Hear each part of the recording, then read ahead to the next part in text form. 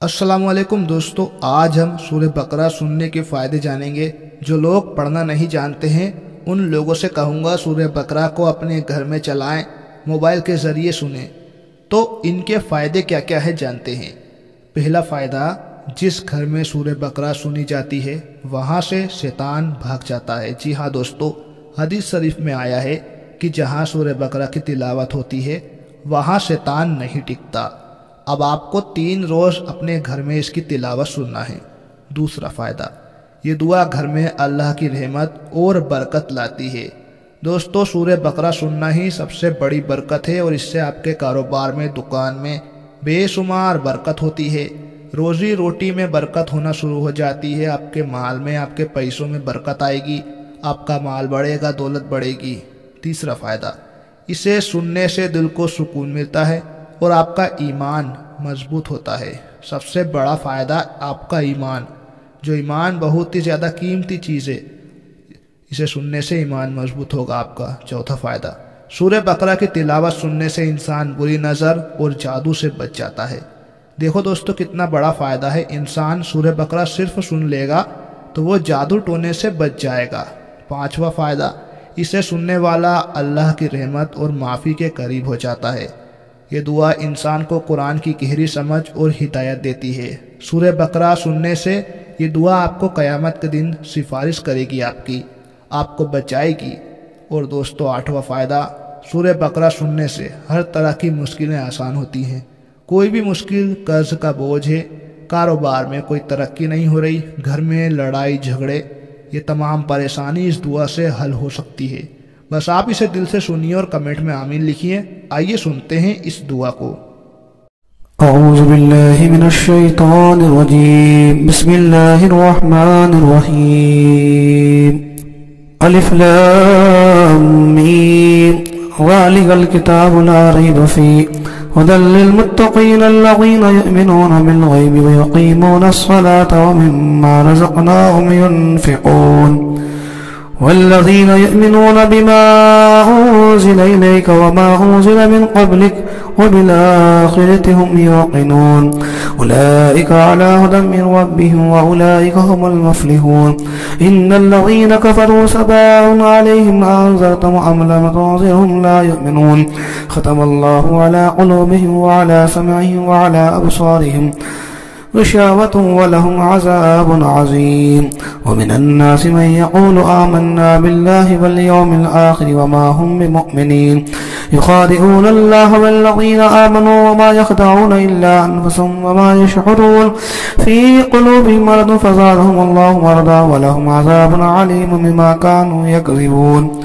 وإذا قيل لهم لا تفسدوا في الأرض قالوا إنما نحن مصلحون ألا إنهم هم المفسدون ولكن لا يشعرون وإذا قيل لهم آمنوا كما آمن الناس قالوا نؤمن كما آمن السفهاء ألا إنهم السفهاء ولكن لا يعلمون وإذا لقوا الذين آمنوا قالوا آمنا وإذا خلوا إلى شياطينهم قالوا إنا معكم إنما نحن مستهزئون الله يستهزئ بهم ويمدهم في طغيانهم يعمهون أولئك الذين اشتروا الضلالة بالهدى فما ربحت تجارتهم وما كانوا مهتدين مثلهم كمثل الذي استوقد نارا فلما أضاءت ما حوله ذهب الله بنورهم وتركه في ظلمات لا يبصرون ثم بكم عمي فهم لا يرجعون أو كصيب من السماء في ظلمات ورعد وبرق يجعلون أصابعهم في آذانهم من الصواعق حذر الموت والله محيط بالكافرين يكاد البرق يخطف أبصارهم كلما أضاء لهم مشوا فيه وإذا أظلم عليهم قاموا ولو شاء الله لذهب بسمعهم وأبصارهم إن الله على كل شيء قدير يا أيها الناس اعبدوا ربكم الذي خلقكم والذين من قبلكم لعلكم تتقون الذي جعل لكم الأرض فراشا والسماء بناء أنزل من السماء ماء فأخذ به من الثمرات رزقا لكم فلا تجعلوا لله أندادا وأنتم تعلمون وإن كنتم في ريب مما نزلنا على عبدنا فأتوا بسورة من مثله وادعوا شهداءكم من دون الله إن كنتم صادقين فإن لم تفعلوا ولن تفعلوا فاتقوا النار التي وقودها الناس والحجارة وعدت للكافرين وبشر الذين آمنوا وعملوا الصالحات أن لهم جنات تجري من تحتها الأنهار كلما رزقوا منها من ثمرة رزقا قالوا هذا الذي رزقنا من قبل به متشابها ولهم فيها أزواج مطهرة وهم فيها خالدون إن الله لا يستحي أن يضرب مثلا ما بعوضة فما فوقها فأما الذين آمنوا فيعلموا أن الحق من ربهم وأما الذين كفروا فيقولون ماذا أراد الله بهذا مثلا يضل به كثيرا ويهدي به كثيرا وما يضل به إلا الفاسقين الذين ينقضون عهد الله من بعد ميثاقه ويقطعون ما أمر الله بأن يوصل يفسدون في الأرض أولئك هم الخاسرون كيف تكفرون بالله وأنتم أمواتا فأحياكم ثم يميتكم ثم يحييكم ثم إليه ترجعون هو الذي خلق لكم ما في الأرض جميعا ثم استوى إلى السماء فسواهن سبع سماوات وبكل شيء عليم وإذ قال ربك للملائكة إني جاعل في الأرض خليفة قالوا أتجعل فيها من يفسد فيها ويسفك الدماء ونحن نسبح بحمدك ونقدس لك قال إني أعلم ما لا تعلمون وعلم آدم الأسماء كلها ثم هم أرضوا على الملائكة فقال أنبئوني بأسماء هؤلاء إن كنتم صادقين قالوا سبحانك لا علم إلا ما علمتنا إنك أنت العليم الحكيم قال يا آدم أنبئني بأسمائهم فلما أنبأهم بأسمائهم قال ألم أقل لكم إني أعلم غيب السماوات والأرض وأعلم ما تبدون وما كنتم تكتمون وإذا قلنا للملائكة اسجدوا لآدم فسجدوا إلا إبليس أبى واستكبر وكان من الكافرين فقلنا يا آدم اسكن أنت وزوجك الجنة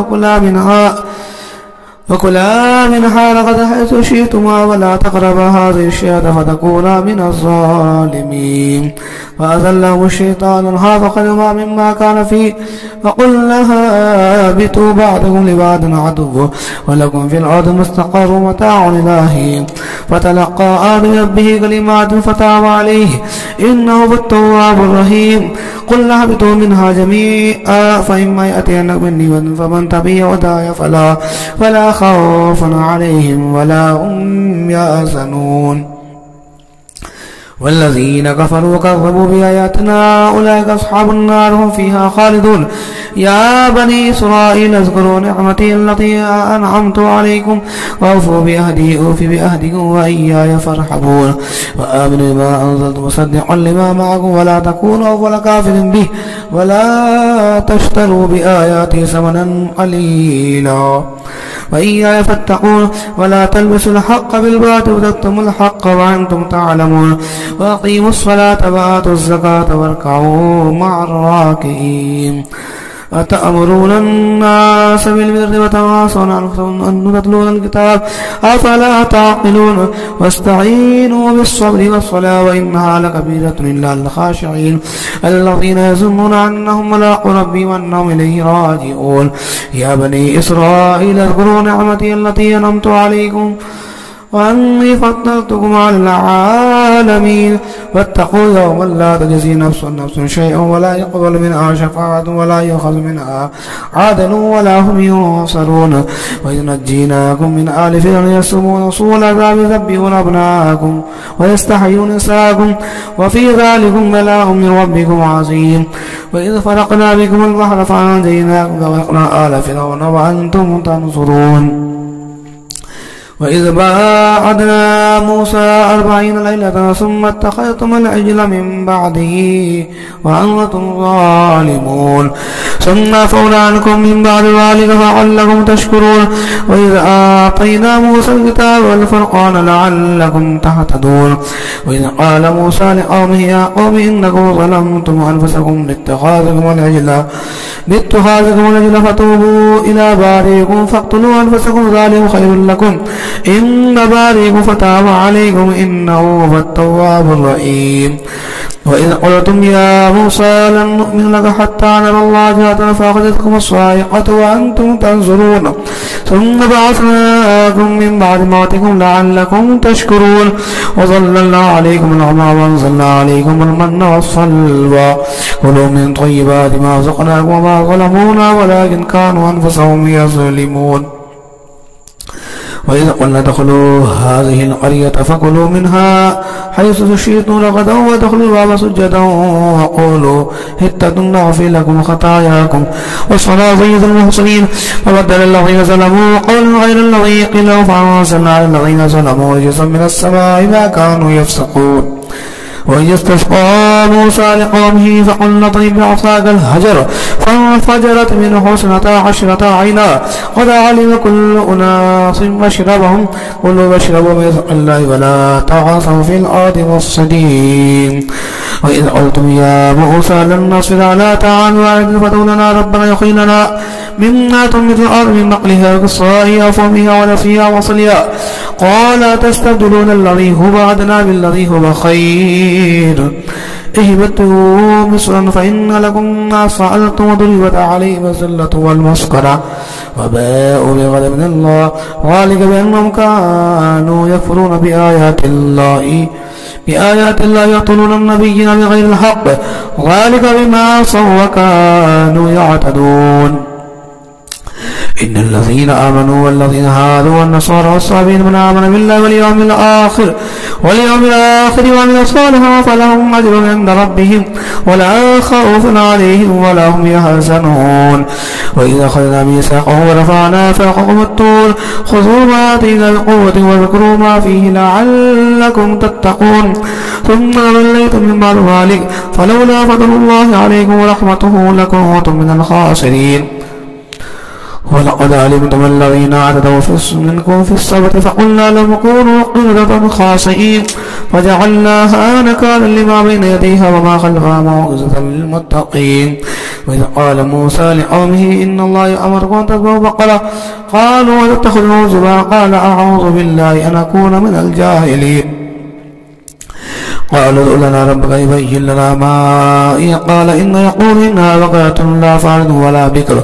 عبان بين ذلك ففعلوا ما تؤمرون قالوا ادع لنا ربك يبين لنا ما لونها قال إنه يقول إنها بقرة صفراء فاقع لونها تسر الناظرين قالوا ادع لنا ربك يبين لنا ما هي إن البقرة شابه علينا وإنا إن شاء الله لمهتدون قال إنه يقول إنها بقرة لا ظل تصير الأرض ولا تسقي الحرث مسلمة لا شية فيها قالوا الآن جئت بالحق فضربوها وما كانوا يفعلون وإذ قتلتم نفسا فادارأتم فيها والله مخرج ما كنتم تكتمون فقل الذي بعد كذلك يحيي الله الموتى ويريكم آياته لعلكم تعقلون ثم قسد قلوبكم من بعد ذلك فهي كالحجارة أو أشد قسوة وإن من الحجارة لما يتفجر منه الأنهار وإن منها لما يشقق فيخرج منه الماء وإن منها لما يحبط من خشية الله وما الله بغافل عما تعملون أفتطمعون أن يؤمنوا لكم وقد كان فريق منهم يسمعون كلام الله ثم يعرفونه من بعد ما قالوه وهم يعلمون وإذا لقوا الذين آمنوا قالوا آمنا بما خلا بعض إلى بعض قالوا أتحدثونهم بما فتح الله عليكم ليحاجوكم يحاجون عند ربكم أفلا تعقلون أفلا يعلمون أن الله يعلم ما يسرون وما يعلنون ومنهم أمي ولا يعلم الكتاب إلا أماني وإنهم إلا يظنون وويل للذين يكتبون الكتاب بأيديهم ثم يقولون هذا من الذي يشتروا به ثمنا قليلا وويل لهم مما كتبت أيديهم وويل لهم مما يكسبون وقالوا لن تمسنا النار إلا أياما معدودة قل اتخذتم عند الله أحدا فلن يخلف الله عهده وأن تقولوا على الله ما لا تعلمون بلى من كسب سيئة وحاط به خطيئته فلا أصحاب النار هم فيها خالدون والذين آمنوا وعملوا الصالحات أولئك أصحاب الجنة هم فيها خالدون وإذا أخذنا ميثاق بني إسرائيل لا تعبدون إلا الله وبالوالدين إحسانا وذي القربى واليتامى والمساكين وقولوا للناس وأقيموا الصلاة وآتوا الزكاة ثم توليتم إلا قليلا منكم وأنتم معرضون وإذا أخذنا ميثاقهم لا تسفكون دماءكم ولا تخرجون أنفسكم من دياركم ثم أقررتم وأنتم تشهدون ثم أنتم هؤلاء تقتلون أنفسكم وتخرجون فريقا منكم من ديارهم تظاهرون عليهم بالإثم والعدوان وإن يأتوكم أسارى تفاتوا وحرمون عليهم إخراجهم أفتؤمنون ببعض الكتاب وتكفرون ببعض فما جزاء من يفعل ذلك منكم إلا خزي في الحياة الدنيا ويوم القيامة يردون إلى أشد العذاب وما الله بغافل عما تعملون أولئك الذين اشتروا الحياة الدنيا بالآخرة ولا يخفف عنهم العذاب ولا هم ينصرون ولقد آتينا موسى الكتاب وقفينا من بعده بالرسل وآتينا عيسى ابن مريم البينات وأيدناه بروح القدس أفكلما جاءكم رسول بما لا تعبى أنفسكم استكبرتم ففريقا كذبتم وفريقا تقتلون فقالوا قلوبنا غلف ولعنهم الله بكفر فقليلا ما يؤمنون ولما جاءهم كتاب من الله مصدق لما معهم وكانوا من قبل يستفتون الذين كفروا فلما جاءهم ما عرفوا كفروا به ولعنة الله على الكافرين بئس ما اشتروا به أنفسهم أن يكفروا ما أنزل الله بغيا أن ينزل الله من فضله على من يشاء من عباده فباءوا بغضب على غضب للكافرين عذاب مهين وإذا قيل لهم آمنوا بما أنزل الله قالوا بما أنزل علينا يكفرون بما وراءه وهو الحق مصدقا لما معهم قل فلم تقتلون أنبياء الله من قبل إن كنتم مؤمنين ولقد جاءكم موسى بالبينات ثم تقولون إلى من بعده وأنتم ظالمون وإذا أخذنا ميثاقهم ورفعنا فوقهم الطور خذوا ما آتينا قوة واسمعوا قالوا سمعنا وعصينا واشربوا في قلوبهم بكفرهم قل بئس ما يأمركم به إيمانكم إن كنتم مؤمنين قل إن كان لكم الدار الآخرة عند الله خالصة من دون الناس فتمنوا الموت إن كنتم صادقين ولن يتمنوه أبدا بما قدمت أيديهم والله عليم بالظالمين ولا تجدنهم أحسن الناس على حياء ومن الذين أشركوا يود أحدهم لن يعمر ألف سنة وما هو بمزحزح من العذاب أن يعمر والله بصير بما يعملون قل من كان عدوا لجبريل فإنه نزل على قلبك بإذن الله مصدقا لما بين يديه وهدى وبشرى للمؤمنين من كان عدوا لله وملائكته ورسله وجبريل وميكال فإن الله عدو للكافرين ولقد أنزلنا إليك آيات بينات وما يكفر بها إلا الفاسقون وكلما عادوا عهدا نبذوه فريق منهم بل أكثرهم لا يؤمنون ولما جاءهم رسول من عند الله مصدق لما معه نبذ فريق من الذين أوتوا الكتاب كتاب الله فراغه كأنهم لا يعلمون واتبعوا ما تتلو الشياطين على ملك سليمان وما كفر سليمان ولكن الشياطين كفروا يعلمون الناس السحر وما أنزل على الملك ببابل هاروت وماروت وما يعلمان من أحد حتى يقولا إنما نحن فتنة فلا تكفر فيتعلمون منهما ما يفرقون به بين المرء وزوجه وما هم بضارين به من أحد إلا بإذن الله ويتعلمون ما يضرهم ولا ينفعهم ولقد علمون من اشتراه ما له في الآخرة من خلاق ولبئس ما شروا به أنفسهم لو كانوا يعلمون ولو أنهم آمنوا واتقوا لمثوبة من عند الله خير لو كانوا يعلمون يا أيها الذين آمنوا لا تقولوا رائنا وقولوا انظرنا واسمعوا وللكافرين عذاب عليم ما يود الذين كفروا من أهل الكتاب ولا المشركين أن ينزل عليكم من خيركم من ربكم والله يختص برحمته من يشاء والله ذو الفضل العظيم ما ننسخ من آية ننسها خير منها مثلها ألم تعلم أن الله على كل شيء قدير ألم تعلم أن الله له ملك السماوات والأرض وما لكم من دون الله ولي ولا نصير أم تريدون أن تسألوا رسولك ما سئل موسى من قبل ومن يتبدل الكفر بالإيمان فقد ضل سواء السبيل ود كثير من أهل الكتاب لا يردونكم من بعد إيمانكم كفارا حسدا من عند المسلم بعد ما تبين لهم الحق فاعفوا واصفحوا حتى يأتي الله بأمره إن الله على كل شيء قدير وأقيموا الصلاة وآتوا الزكاة وما تقدموا لأنفسكم من خير تجدوه عند الله إن الله ما تعملون بصير وقالوا لن يدخل الجنة إلا من كان هودا أو نصارى تلك أماني قل هاتوا برهانكم إن كنتم صادقين بلى من أسلم وجهه لله وأحسن فله أجر عند ربي ولا خوف عليهم ولا هم يحزنون وقالت اليهود ليست النصارى على شيء وقالت النصارى اليهود على شيء وهم يتلون الكتاب كذلك قال الذين لا يعلمون مثل قولهم فالله يحكم بينهم يوم القيامة فيما كانوا فيه يختلفون ومن أظلم ممن منع مساجد أن يذكر فيها اسمه وسعى في خرابها أولئك ما كانوا أن يدخلوها إلا خائفين لهم في الدنيا خزي ولهم في الآخرة عذاب عظيم ولله المشرق والمغرب فأينما تولوا فسوجه الله إن الله واسع عليم قال اتخذ الله ولدا سبحانه وله ما في السماوات والأرض كل له قانتون وديع السماوات والأرض وإذا قضى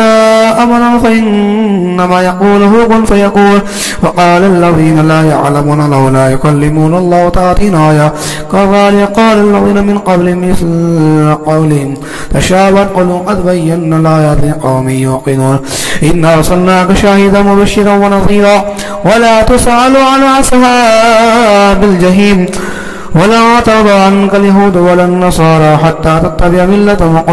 قل إن هدى الله والهدى ولئن اتبعت هواهم بعد الذي جاءك من العلم ما لك من الله من ولي ولا نصير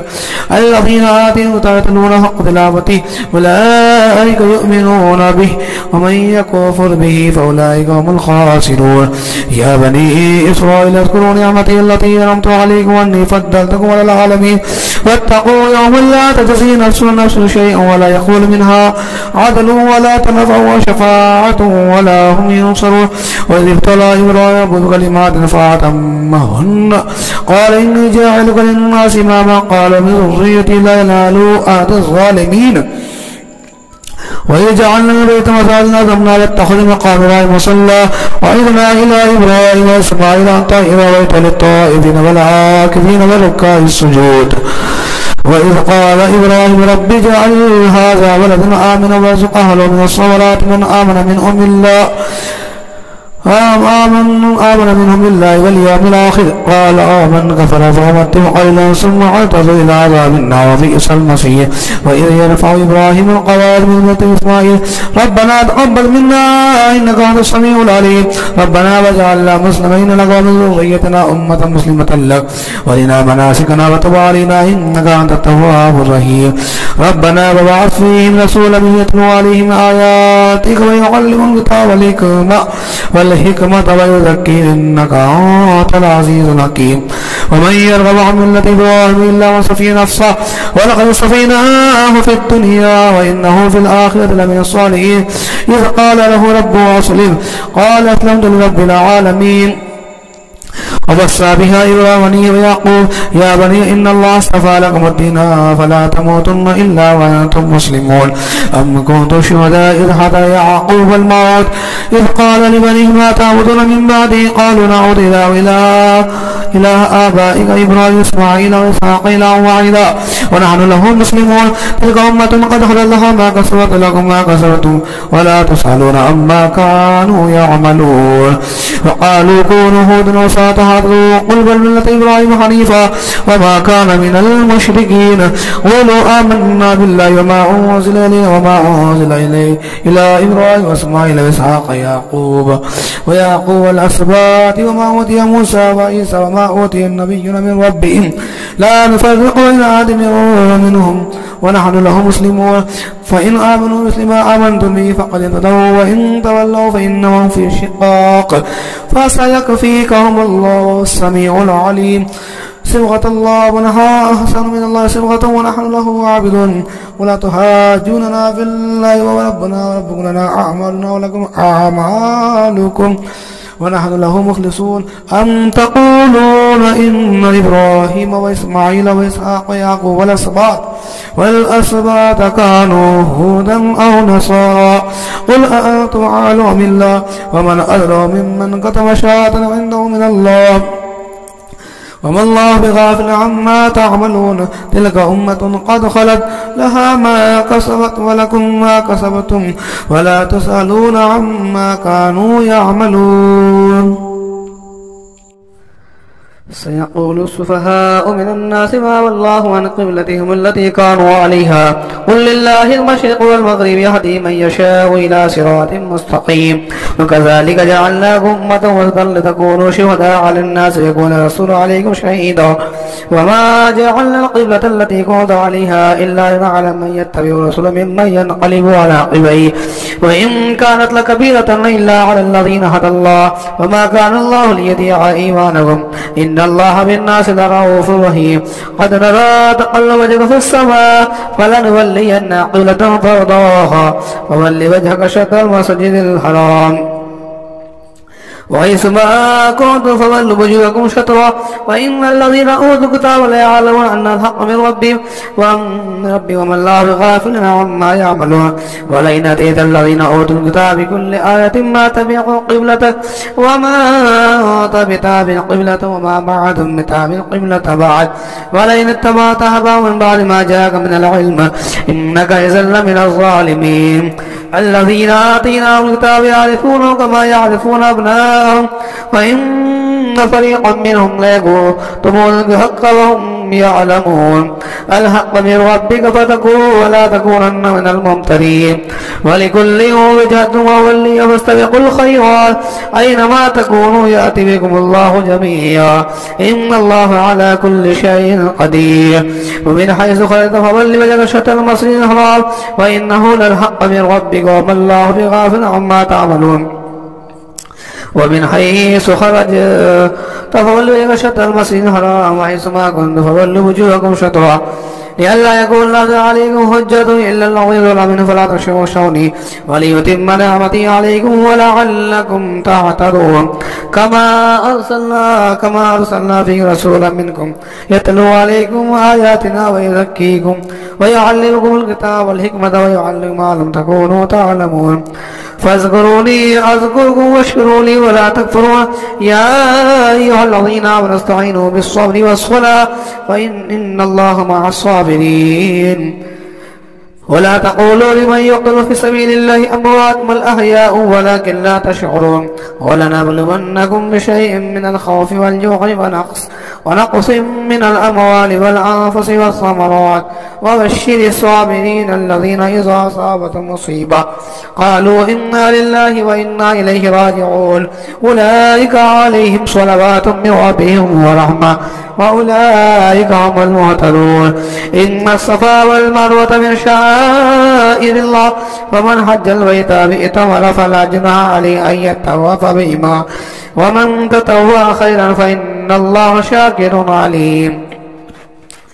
إن الذين يكتمون ما أنزلنا من البينات والهدى من بعد ما بيناه للناس في الكتاب أولئك يلعنهم الله اللاعنون إلا الذين تابوا وأصلحوا وبينوا فأولئك يتوب عليهم والتواب الرحيم إن الذين كفروا وماتوا وهم كفار أولئك عليهم لعنة الله والملائكة والناس أجمعين خالدين فيها لا يخفف عنهم العذاب ولا هم ينظرون وإلهكم إله واحد لا إله إلا هو الرحمن الرحيم إن في خلق السماوات والأرض واختلاف الليل والنهار الذي تجري في البحر بما ينفع الناس وما أنزل الله من السماء مما فأحيا به الأرض بعد موتها وصفيها من كل دابة وتصريف الرياح والسحاب المسخر بين السماء والأرض لآيات لقوم يعقلون ومن الناس من يتخذ من دون الله أندادا يحبونهم بالله والذين آمنوا أشد حبا لله ولو يرى الذين ظلموا إذ يرون العذاب أن قوة إلا جميعا وأن الله شديد العذاب فاستبرأ الذين اتبعوا من الذين اتبعوا برزا وتقطعت بهم الأسباب وقال الذين اتبعوا لو أن لنا كرة فنتبرأ منهم كما تبرأوا منا كذلك يريهم الله أعمالهم حسرات عليهم وما هم بخارجين من النار يا أيها الناس كلوا مما في الأرض حلالا طيبا ولا تتبعوا خطوات الشيطان إنه لكم عدو مبين إنما يأمركم بالسوء والفحشاء وأن تقولوا على الله ما لا تعلمون وإذا قيل لهم اتبعوا ما أنزلنا قالوا بل نتبع ما ألفينا عليه آباءنا أولو كان آباؤهم لا يعقلون شيئا ولا يهتدون ومثل الذين كفروا كمثل الذي ينعق ما لا يسمع إلا دعاء ونداء ثم بكم فهم لا يعقلون يا أيها الذين آمنوا كلوا من طيبات ما رزقناكم واشكروا لله إن كنتم إياه تعبدون إنما يحرم عليكم الميت والدم ولحم الخنزير وما أهل به لغير الله فمن اضطر غير باغ ولا عاد فلا إثم عليه إن الله غفور رحيم إن الذين يكتمون ما أنزل الله من الكتاب يشترون به ثمنا قليلا أولئك ما يأكلون في بطون إلا النار ولا يكلم الله يوم القيامة ولا يزكيهم ولهم عذاب عليم أولئك الذين اشتروا الضلالة بالهدى والعذاب المغفرة فما أصبرهم على النار ذلك بأن الله نزل الكتاب بالحق وإن الذين اختلفوا في الكتاب في شقاق بعيد ليس البر أن تولوا وجوهكم إلى المشرق والمغرب ولكن البر من آمن بالله واليوم الآخر والملائكة والنبيين وآتى المال على حبه ذوي القربى واليتامى والمساكين وابن السبيل والسائلين وفي الرقاب وقاموا الصلاة وآتوا الزكاة والموفون بعهدهم إذا عاهدوا والصابرين في البأساء والضراء وحين البعث أولئك الذين صدقوا وأولئك هم المتقون يا أيها الذين آمنوا كتب عليكم القصاص في القتلى الحر بالحر والعبد بالعبد والأنثى بالأنثى فمن وفي له من أخيه شيء فاتباع بالمعروف وآداء إليه بإحسان ذلك تخفيف من ربكم ورحمة فمن اعتدى بعد ذلك فله عذاب عليم ولكم في القصاص حياة يا أولي الألباب لعلكم تتقون كتب عليكم إذا حضر أحد الموت إن تأخذ وصية للأقربين بالمعروف حقا على المتقين فمن بدله بعد ما سمعه فإنما اسمه على الذين يبدلونه إن الله سميع عليم فمن خاف من موص جنفا أو إثما فلا إثم عليه إن الله غفور رحيم يا أيها الذين آمنوا كتب عليكم الصيام كما كتب على الذين من قبلكم من قبلكم لعلكم تتقون أياما معدودات فمن كان منكم مريضا أو به على منكم مريضا أو على سفر فعدة من أيام أخرى وللذين يطيقون فدية طعام مسكين فمن تطوع خيرا فهو خير الله وأن تصوموا خير لكم إن كنتم تعلمون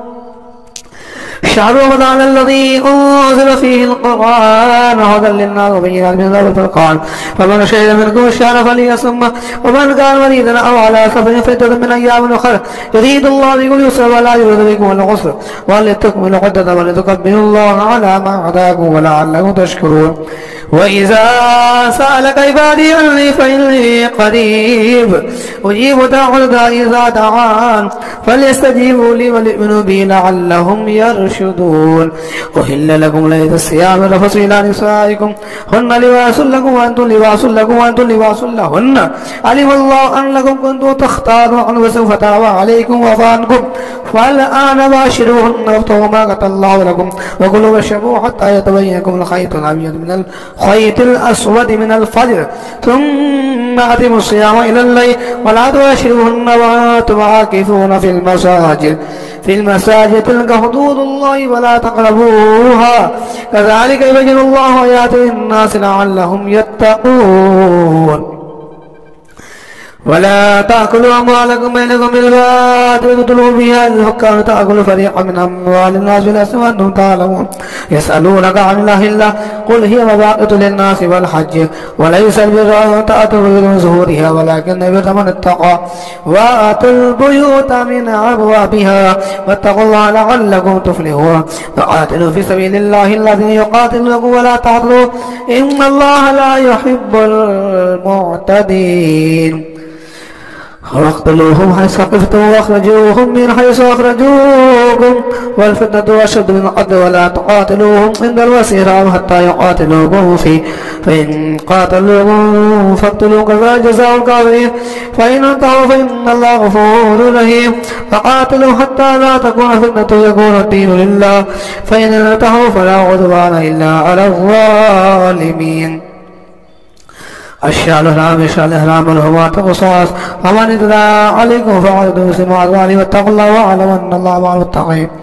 وانفقوا في سبيل الله ولا تلقوا بأيديكم الى التهلكة وأحسنوا إن الله يحب المحسنين وأتموا الحج والعمرة لله فإن أحسنتم فما استيسر من الهدي ولا تحلقوا رؤوسكم حتى يبلغ الهدي محله فمن كان منكم مريضا أو به أذى من رأسه ففدية من صيام أو صدقة أو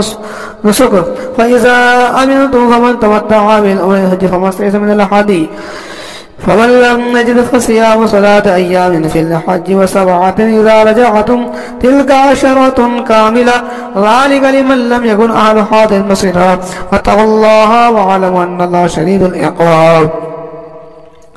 الحج أشهر معلومات فمن فرض فيهن الحج فلا رفث ولا فسوق ولا جدال في الحج وما تفعلوا من خير يعلمه الله وتزودوا فإن خير الزاد التقوى واتقون يا أولي الألباب ليس عليكم جناح أن تبتغوا فضلا من ربكم فإذا أفضتم من عرفات فاذكروا الله عند المشعر واذكروا كما هداكم وإن كنتم من قبل لمن الضالين ثم أفيضوا من عرفات الناس واستغفر الله إن الله غفور رحيم فإذا علمتم مناسككم فاذكروا الله كذكركم آباءكم وأشد ذكرا ومن الناس من يقول ربنا آتنا في الدنيا وما له في الآخرة من خلاق ومنهم من يقول ربنا آتنا في الدنيا حسنة وفي الآخرة حسنة وقنا عذاب النار أولئك لهم نصيب مما كسبوا والله سريع الحساب واذكر الله في أيام معدودات فمن تعجل في يوم فلا إثم عليه ومن تأخر فلا إثم عليه لمن اتقى فلاتقى بعد البيوت من أبوابه واتقوا الله فمن تناب في يوم فلا إثم عليه ومن تأخر فلا إثم عليه لمن اتقى واتقوا الله واعلموا أنكم إليه تحشرون ومن الناس من يعجل قوله في الحياة الدنيا ويشهد الله على ما في قلبه وهو على الخصام وإذا تولى سعى في الأرض يفسد فيها ويهلك الحرث والنسل والله لا يحب الفساد وإذا قيل له اتق الله خذه الزبر فيصبح فأصبه جهنم ولبئس المهاد. ومن الناس من يشري نفسه ابتغاء مرضات الله والله رؤوف بالعباد. يا أيها الذين آمنوا ادخلوا في السلم كافة ولا تتبعوا خطوات الشيطان إنه لكم عدو مبين. فإن زلت من بعد ما جاءكم فاعلموا أن الله عزيز حكيم. هل ينظرون إلا أن يأتوا الله في ظلل من الغمام والملائكة وقضي الأمر وإلى الله ترجع الأمور.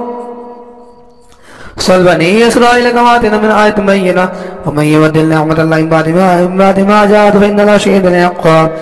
زين للذين كفروا الحياة الدنيا أسخر من الذين آمنوا والذين اتقوا فوقهم يوم القيامة والله يرزق من يشاء بغير حساب. كان الناس أمة واحدة فبعث الله النبيين مبشرين ومنذرين وأنزل معهم الكتاب الحق ليحكم بين الناس فيما اختلفوا فيه وما اختلف فيه الذين أوتوا من بعد ما جاءتهم بغيا بينهم فهدى الله الذين آمنوا لما اختلفوا فيه من الحق بإذنه والله يهدي من يشاء إلى صراط مستقيم. أم حصبتم أن تدخلوا الجنة ولما يأتكم مثل الذين خلوا من قبلكم مستهم البأساء والضراء وزلزلوا حتى يقول الرسول والذين آمنوا معه متى نصر الله ألا إن نصر الله قريب. يسألونك ماذا ينفقون قل ما أنفقتم من خير فللوالدين واليتامى والأقربين واليتامى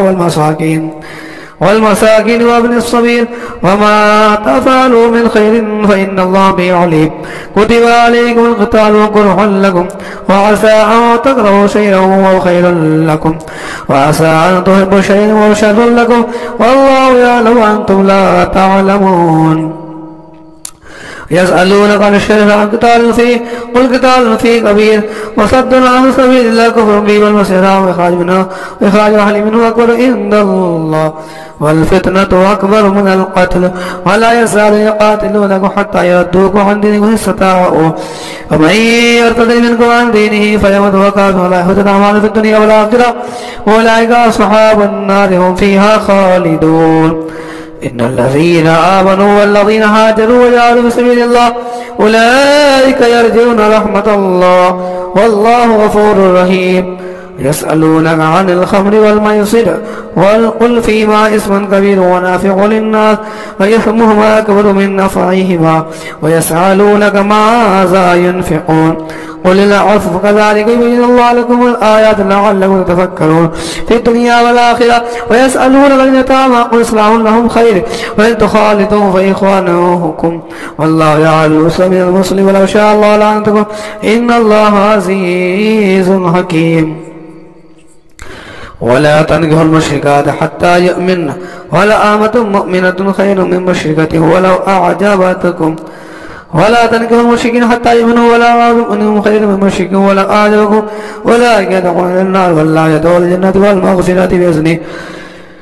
ويبين آيات الناس لعلهم يتذكرون. ويسألونك عن المحيض قل هو فأتوا النساء في المحيض ولا تقربوهن حتى يطهرن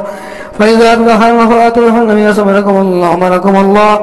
نساء إن الله يحب التوابين ويحب المتطهرين. نساؤكم حرص لكم فأتوا حرصكم أن شئتم فقدموا لنفسكم واتقوا الله واعلموا أنهم ملاقوه وبشر المؤمنين. ولا تجعلوا ودا لأيمانكم تتقوا تسلكوا إلى النار والله سميع عليم. لا يؤاخذكم الله بالله في إيمانكم ولكن يأخذكم بقسوة قلوبكم والله غفور حليم. للذين يؤلون من نسائهم تربص 4 أشهر فإن فاءوا فإن الله غفور رحيم. وإن عزموا الطلاق فإن الله سميع عليم. والمطلقات تربصن بأنفسهن 3 قروء ولا يحل لهن أن يكتمن ما خلق الله في أرحامهن إن كن يؤمن بالله واليوم الآخر وبعولتهن والذين في ذلك عدو إصلاحا ولهن مثل الذي عليهن بالمعروف وللرجال عليهن درجة والله عزيز حكيم.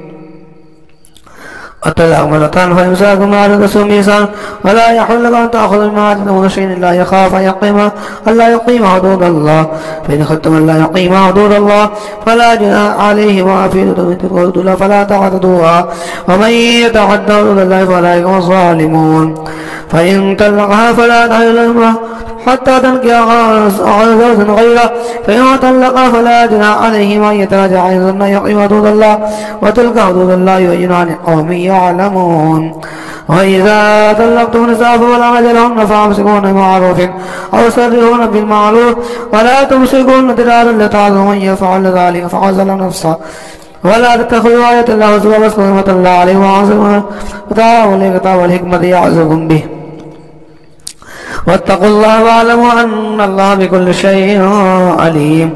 وإذا طلقتم النساء فبلغن أجلهن فلا تعضلوهن أن ينكحن أزواجهن إذا تراضوا بينهم بالمعروف، ذلك يوعظ به من كان منكم يؤمن بالله واليوم الآخر، ذلكم أزكى لكم وأطهر والله يعلم وأنتم لا تعلمون. والوالدات يرضعن أولادهن حولين كاملين من أراد أن يتم الرضاعة، والمولود له رزقهن وكسوتهن بالمعروف لا تكلف نفس إلا وسعها، لا تضار والدة بوالدها ولا مولود له بولده، وعلى الوالد مثل ذلك، فإن أرادا فصالا تراض من التشاور فلا جناح عليهما، وإن أردتم تستغفروا الله فلا جناح عليكم إذا سلمتم وآتيتم بالمعروف، واتقوا الله واعلموا أن الله بما تعملون بصير. والذين يتوفون ويذرون أزواجا يتربصن بأنفسهن 4 أشهر وعشرا، فإذا بلغن أجلهن فلا جناح عليكم فيما فعلن في أنفسهن بالمعروف، والله بما تعملون خبير. ولا جناح عليكم فيما عرضتم به من خطبة النساء يقنن في أنفسكم، علم الله أنكم ستكونون وليكن الله توعدون إلا أن تقولوا قولا معروفا، ولا تعزموا عقدتك حتى تموتوا عذرا، واعلموا أن الله يعلم ما في أنفسكم فاعذروا، واعلموا أن الله غفور حليم. لا جناح عليكم إن طلقتم النساء وعلم تمسون أو تفرضوا لهن فريضة، ومتعوهن على الموسع قدر والمقتدر قدر ومتاعا بالمال حقا للمحسنين، وإن طلقتموهن من قبل أن تمسوهن قد فرضتم لهن فريضة فنصف ما فرضتم إلا أن يعفون أو يعفو الذي بيده عقدة النكاح، وأن تعفوا أقرب التقوى، ولا تنسبوا الفضل بينكم إن الله بما تعملون بصير. حافظوا على الصلوات والصلاة الوسطى وقوموا لله قانتين، فإن خفتم فرجالا أو ركبانا فإذا أمنتم فاذكروا كما علمكم تعلمون. والذين يتوفون ويذرون أزواجا وصية لأزواجهم متاعا إلى الحول غير إخراج، فإن خرجنا فلا جناح عليكم فيما فعلن في مثلن بالمعروف، والله عزيز حكيم. وللمطلقات متاع بالمعروف حقا على المتقين، كذلك يبين الله لكم آياته لعلكم تعقلون. ألم تر الذين خرجوا من ديارهم على الموت فقال لهم الله موتوا ثم أحياهم إن الله لزفنا الناس ولكن أكثر الناس لا يشكرون. فقاتلوا في سبيل الله واعلموا أن الله سميع عليم. من ذا الذي يقول الله قرضا حسنا فيضاعف له أضعافا كثيرا، والله يقبض ويبسط إليه ترجعون.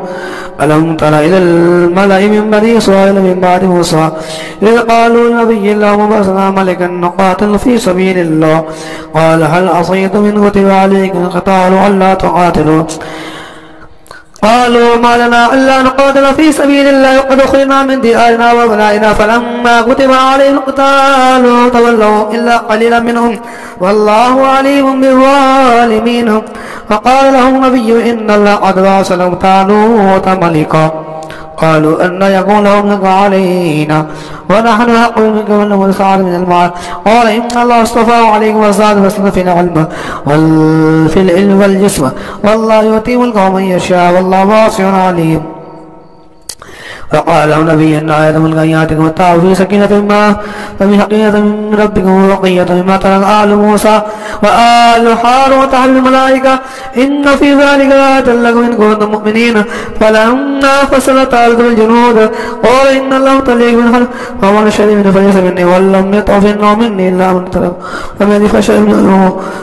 إلا قليلا منه. فلما جاوزه والذين آمنوا معه قالوا لا طاقة لنا بجانب جنوده، قال الذين يظنون ملاك الله كم من فئة قليلة غلبت فئة كثيرة بإذن الله والله مع الصابرين. ولما برزوا جنوده قالوا ربنا أفرغ علينا صبرا وثبت أقدامنا وانصرنا على القوم الكافرين. فهزموا بإذن الله وقتل داود جالوت وآتاه الله الملك والحكمة وعلمه ما يشاء ولولا دفع الله الناس بعضهم ببعض لا فسدت الأرض ولكن لا يفعل العالمين تلك آيات تدل بالحق إنك من المرسلين تلك فضلنا بعضهم على بعض منهم من كلم الله ورفع بعض الدرجات وآتينا عيسى ابن أيدناه بالقدس ولو شاء لمطر الذين بعد ما جاءت بينات والله من اختلفوا فمنهم من آمن ومنهم كفر ولو شاء لمطر ولكن الله يفعل ما يريد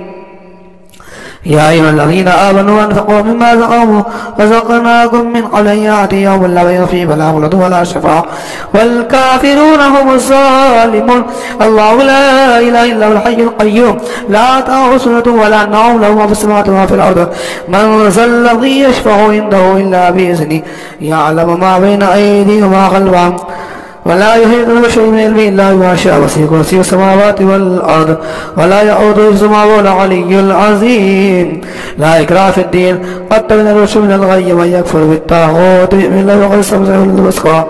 بالقربة البسقى الانفصام لها والله سميع عليم الله ولي الذين آمنوا يخرجون من الظلمات إلى النور والذين كفروا أولياءهم الطاغوت يخرجون من الظلمات يخرجون من النور إلى الظلمات أولئك أصحاب النار هم فيها خالدون ألم تر الذين آتوا إبراهيم في ربنا آتاه الله الملك إذ قال إبراهيم ربي الذي يحيي ويميت قال أنا أحيي وأميت قال إبراهيم فإن الله يأتي بالشمس من المشرق فأت بها من المغرب فبهت الذي كفر والله لا يهدي القوم الظالمين أو كالذي مر على قرية ويخيط على عروشها قال أنى يحيي هذه إلا بعد موتها فأماته الله 100 عام ثم بعث قال كم لبثت قال لبثت يوما أو بعد يوم قال بل لبثت 100 عام فانظر إلى طعامك وشرابك لا تسنى وانظر إلى حمارك وإن جعلك آية للناس وانظر إلى العظام كيف ننشزها ثم نكسوها لحما فلما تبين له قال أعلم أن الله على كل شيء قدير وإذ قال إبراهيم ربي أرني كيف تحيي الموتى قال أولم تؤمن قال بلى ولكن ليطمئن قلبي قال فخذ 4 من الطير فصرنا إليك ثم اجعل على كل جبل منهن جزعا ثم يأتينك صاعا واعلم أن الله عزيز حكيم مثل الذين ينفقون أموالهم في سبيل الله كمثل حبة أنبتت 7 سنابل في كل سنبلة 100 حبة والله يضاعف لمن يشاء والله واسع عليم الذين ينفقون أموالهم في سبيل الله ثم لا يتبعون ما أنفقوا منا ولا أجل لهم أجر عند ربي ولا خوف عليهم ولا هم يحزنون قول معروف مغفرة خير من صدقة يتوزع والله غفور حليم يا أيها الذين آمنوا لا تبطلوا صدقات بالمن والأذى كالذي ينفق ماله رياء الناس ولا يؤمن بالله واليوم الآخر فمثله كمثل صفوان عليه تراب فأصابه تراب صلدا لا يقدرون على شيء مما كسبوا والله لا يهدي القوم الكافرين ومثل الذين ينفقون أموالهم وابتغاء مرضات الله تثبيتا من أنفسهم كمثل جنة بربوة أصابها الفاتحة كلها فإن لم يصبها وابل فتل والله بما تعملون بصير أيود أحدكم أن تكون له جنة من نخيل وأعناب تجري من تحتها الأنهار له فيها من كل الثمرات وأصاب الكبر له ذرية ضعفاء وأصاب إيسار في نار فاحترقت كذلك يبين الله لكم الآيات لعلكم تتفكرون يا أيها الذين آمنوا أنفقوا من طيبات ما كسبتم ما أخذنا لكم من الأرض ولا تيمموا الخبيث منه تنفقون لستم بآخذه إلا أن تغمضوا فيه واعلموا أن الله غني حميد الشيطان يعدكم فقرا يأمركم بالفحشاء والله يعدكم مغفرة من فضله والله واسع عليم يؤتي الحكمة من يشاء ومن يؤتي الفقر يؤتي خيرا كثيرا وما يذكر إلا أولو الألباب وما أنفقتم من نفقة أو نذرتم من نذر فإن الله يعلم وما للظالمين من أنصار إن تبدوا الصدقات فنعم ما هي وقل إن تكفروا أو تؤتوا الفقراء فهو خير لكم وإن يكفر عنكم منكم سيئاتكم والله ما تعملون خبير ليس عليك وتعالى ولكن الله يهدي من يشاء وما تنفقوا من خير فلنفسكم وما تنفقوا إلا ابتغاء وجه الله وما تنفقوا من خير فإن يوفى إليكم وأنتم لا تظلمون للفقراء الذين أرسلوا في سبيل الله لا يستطيعون ضربا في الأرض يحسبهم الجاهل الأغنياء من التعفف تعرف بسيماهم لا يسألون الناس إلحافا وما تنفقوا من خير فإن الله به عليم الذين ينفقون أموالهم بالليل والنهار سرا وعلانية فلهم أجر عند ربهم ولا خوف عليهم ولا هم يحزنون الذين يأكلون الربا لا يقومون إلا كما يقوم الذي يتخبطه الشيطان من المس ذلك بأنهم قالوا إنما البيع مثل الربا وحل الله البيع وحرم الربا ومن جاء موعظة من ربه فانتهى فله ما سلف وأمره إلى الله ومن عاد فلا يصعب النار هم فيها خالدون يمحق الله الربا ويربي الصدقات والله لا يحب كل كفار عصيم إن الذين آمنوا بالصالحات وأقاموا الصلاة وآتوا الزكاة وأجروا عند ربهم ولا خوف عليهم ولا هم يحزنون يا أيها الذين آمنوا اتقوا الله وذروا ما بقي من الربا إن كنتم مؤمنين فإن لم تفعلوا فأذنوا بحرب من الله ورسوله وإن تبتم فلكم رؤوس أموالكم لا تظلمون ولا تظلمون وإن كان ذو عسرة فنظرة إلى ميسرة وأن تستغفروا خيرا لكم إن كنتم تعلمون واتقوا يوما ترجعون فيه إلى الله ثم توفى كل نفس ما كسبت وهم لا يظلمون يا أيها الذين آمنوا إذا تداينتم إلى أجل مسمى فاكتبوه وليكتب بينكم كاتب بالعدل ولا يأب كاتب أن يكتب كما علم الله فليكتب وليملل الذي عليه حق ويتق الله ربه ولا يبخس منه شيئا إن كان الذي عليه حق سفينا وضعيفا ولا يستطيع يمل فليملل بالعدل واستشهدوا شهيدين من رجالكم فإن لم يكونا رجلين فرجل وامرأة ممن ترضى من الشهداء إن تضل إحداهما فتذكر إحداهما الأخرى لا يعلم الشهداء إذا ماتوا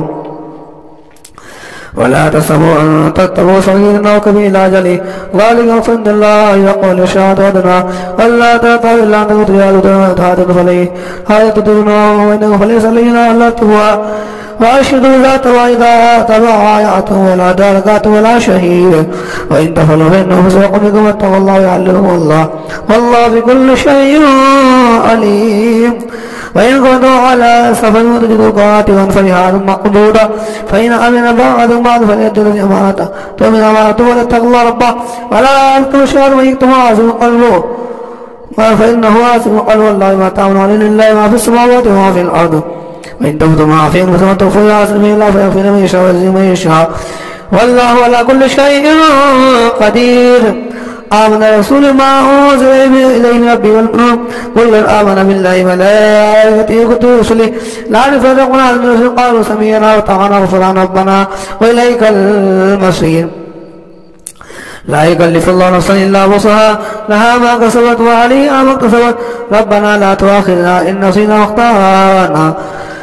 ربنا ولا تحمل علينا إصرا كما حملته على الذين من قبلنا ربنا ولا تحملنا ما لا طاقة لنا به واعف عنا واغفر لنا وارحمنا أنت مولانا فانصرنا على القوم الكافرين.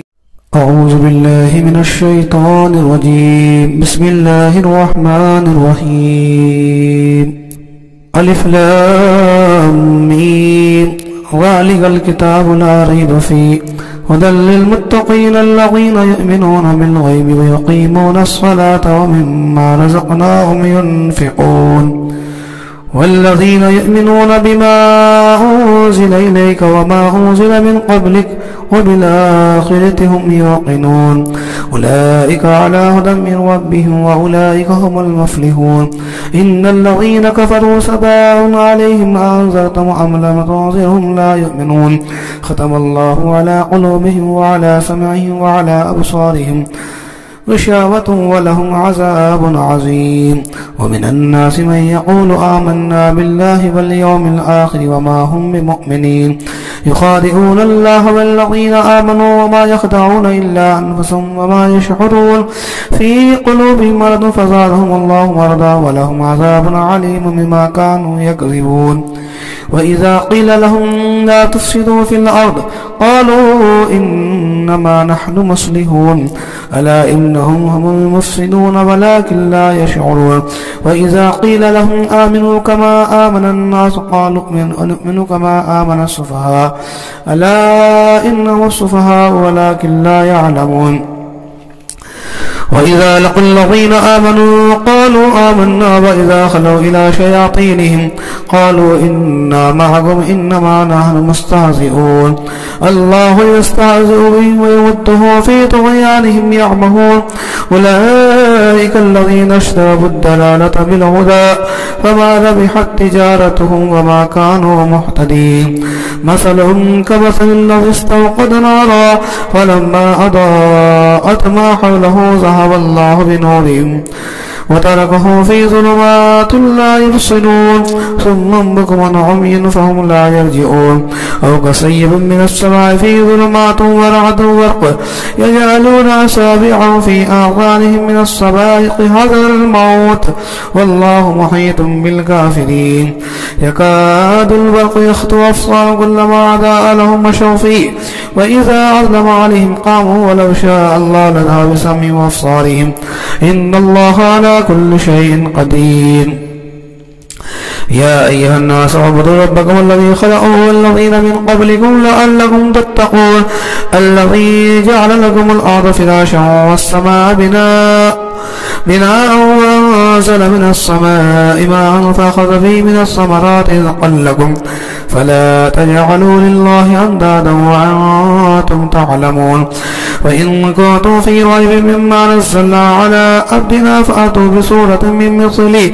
وادعوا شهداءكم من دون الله إن كنتم صادقين فإن لم تفعلوا ولن تفعلوا فاتقوا النار التي وقودها الناس والحجارة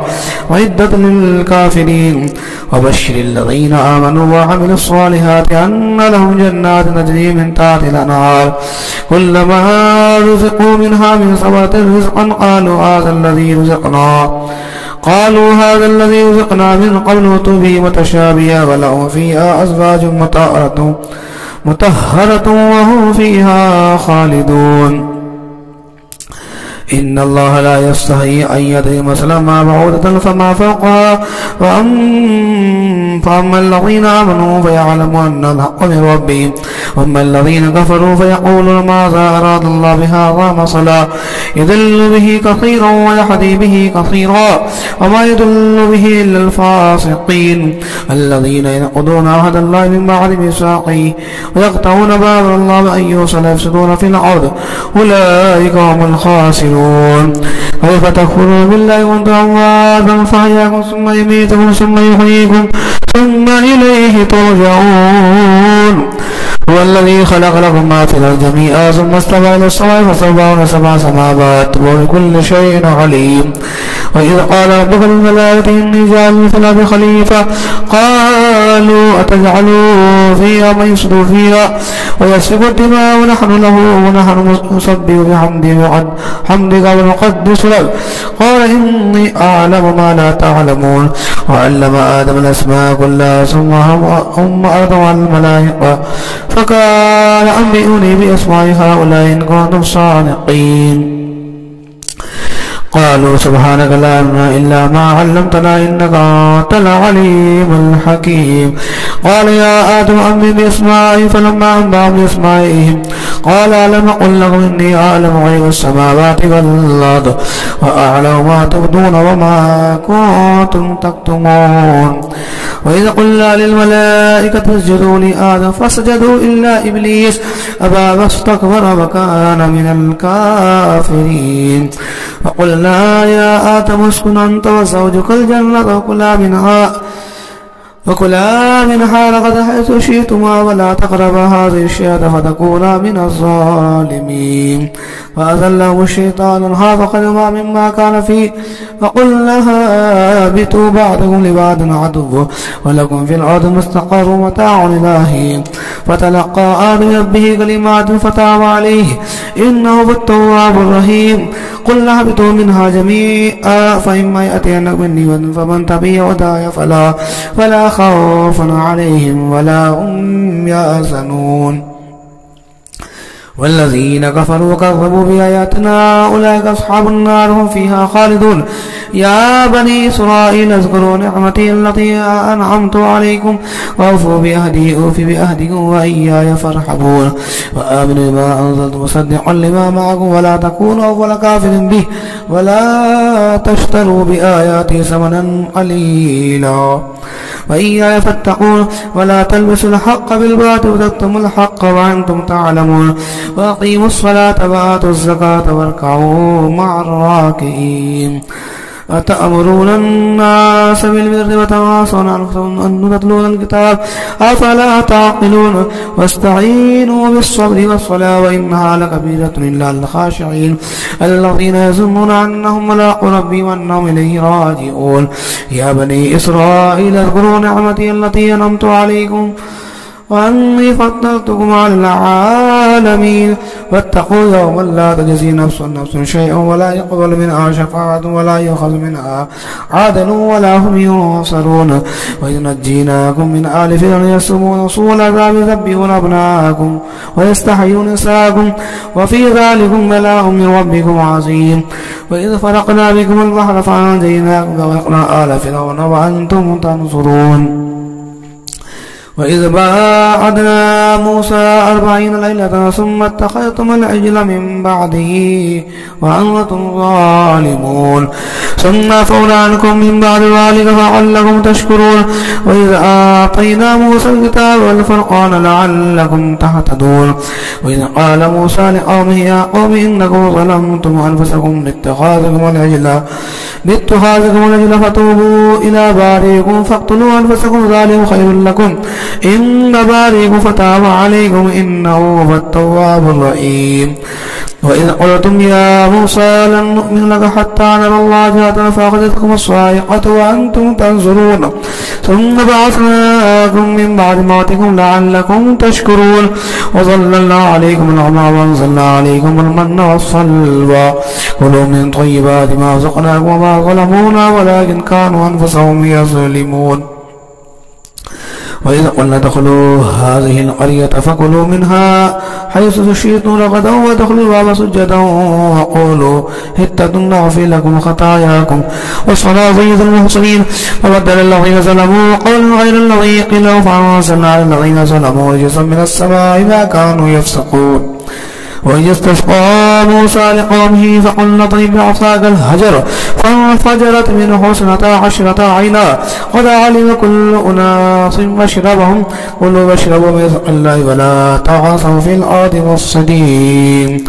وإذ قلتم يا موسى لن نصبر على طعام واحد فادع لنا ربنا يخرج لنا مما تنبت الأرض من بقلها وقصائها وفومها ونسيها وصلها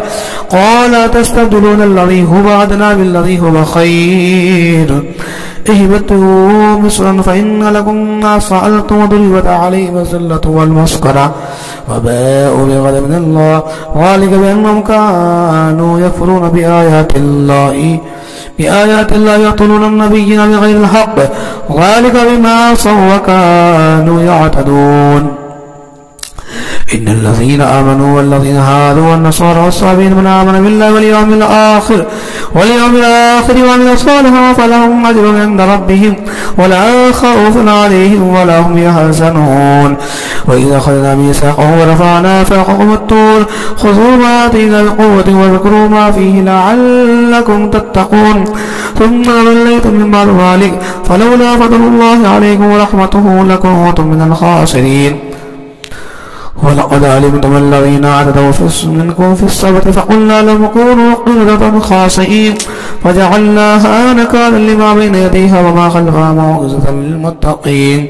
وإذ قال موسى لقومه إن الله يأمركم أن تذبحوا بقرة قالوا وتتخذوا هزوا قال أعوذ بالله أن أكون من الجاهلين قالوا ادع لنا ربك يبين لنا ما قال إن يقول إنها بقرة لا فارض ولا بكر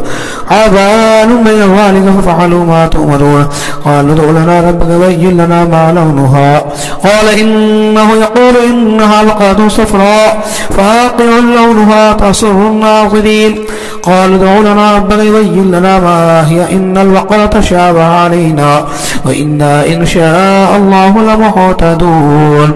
قال إنه يقول إنها بقرة لا ظل تصير الأرض ولا تسقي الحرث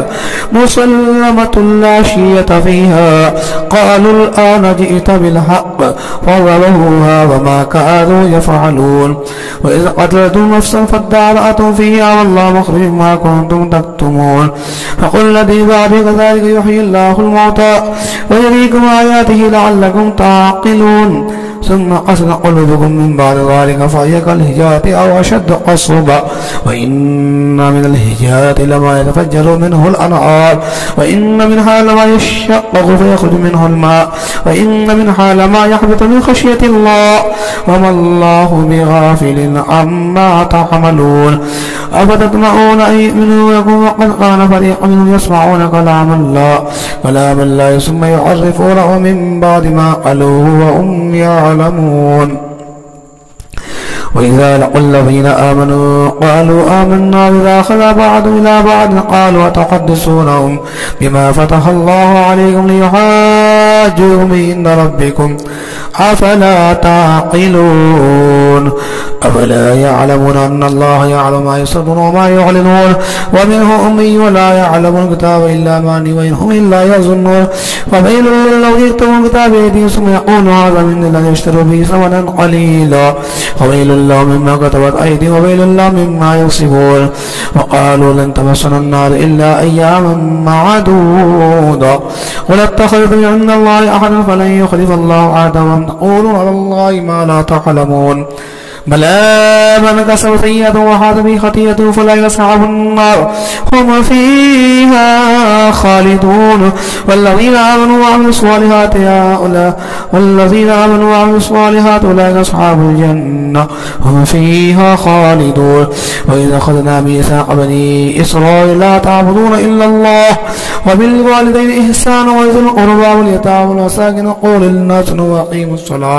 وأقيموا الصلاة وآتوا الزكاة ثم توليتم إلا قليلا منكم وأنتم معرضون. وإذا أخذنا ميثاقهم لا تسفكون دماءكم ولا تخرجون أنفسكم من دياركم ثم أقررتم وأنتم تشهدون.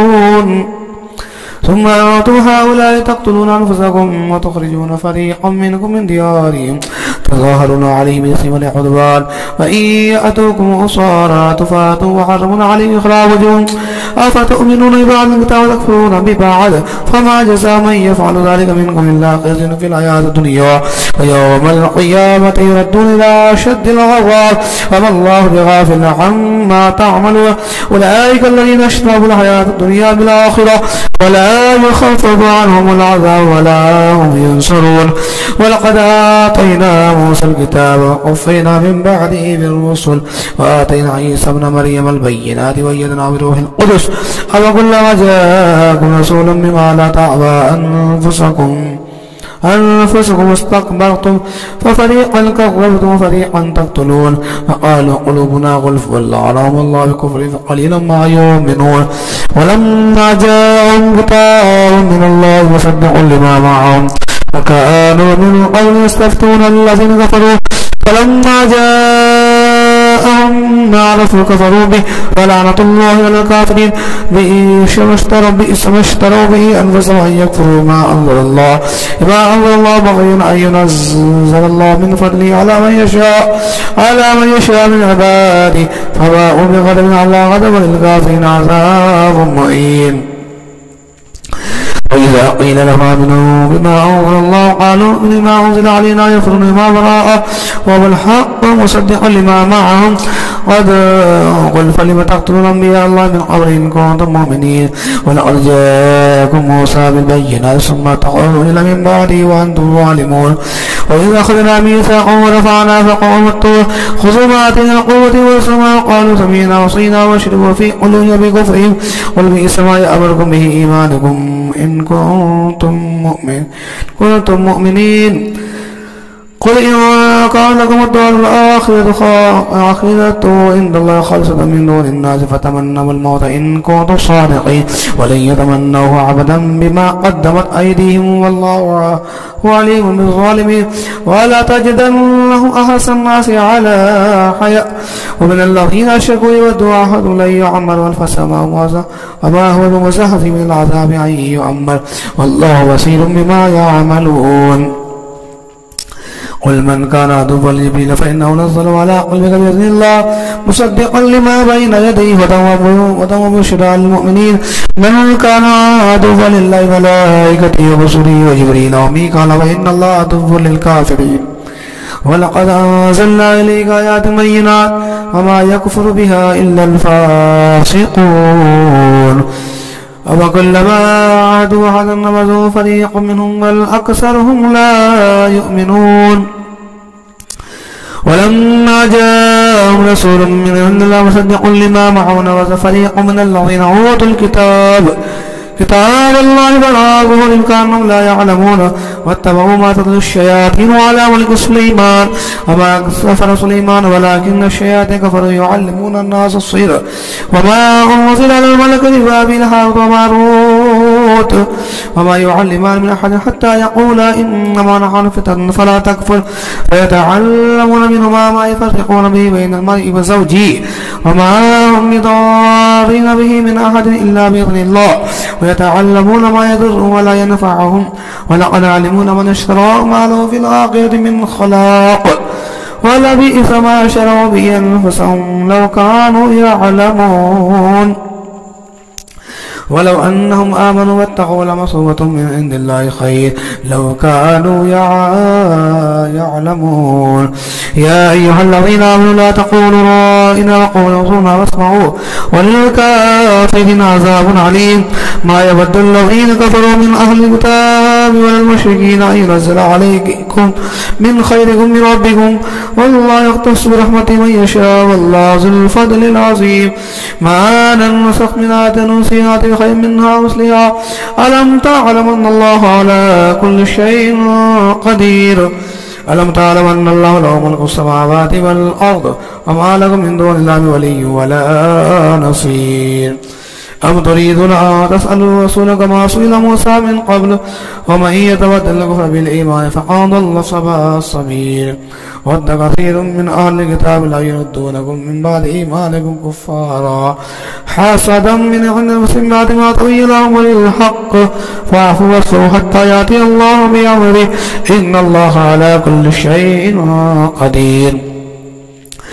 وأقيموا الصلاة وآتوا الزكاة وما تقدموا لأنفسكم من خير تجدوه عند الله إن الله ما تعملون بصير. وقالوا لن يدخل الجنة إلا من كان هودا أو نصارى تلك أماني قل هاتوا برهانكم إن كنتم صادقين. بلى من أسلم وجهه لله وأحسن فله أجر عند ربي ولا خوف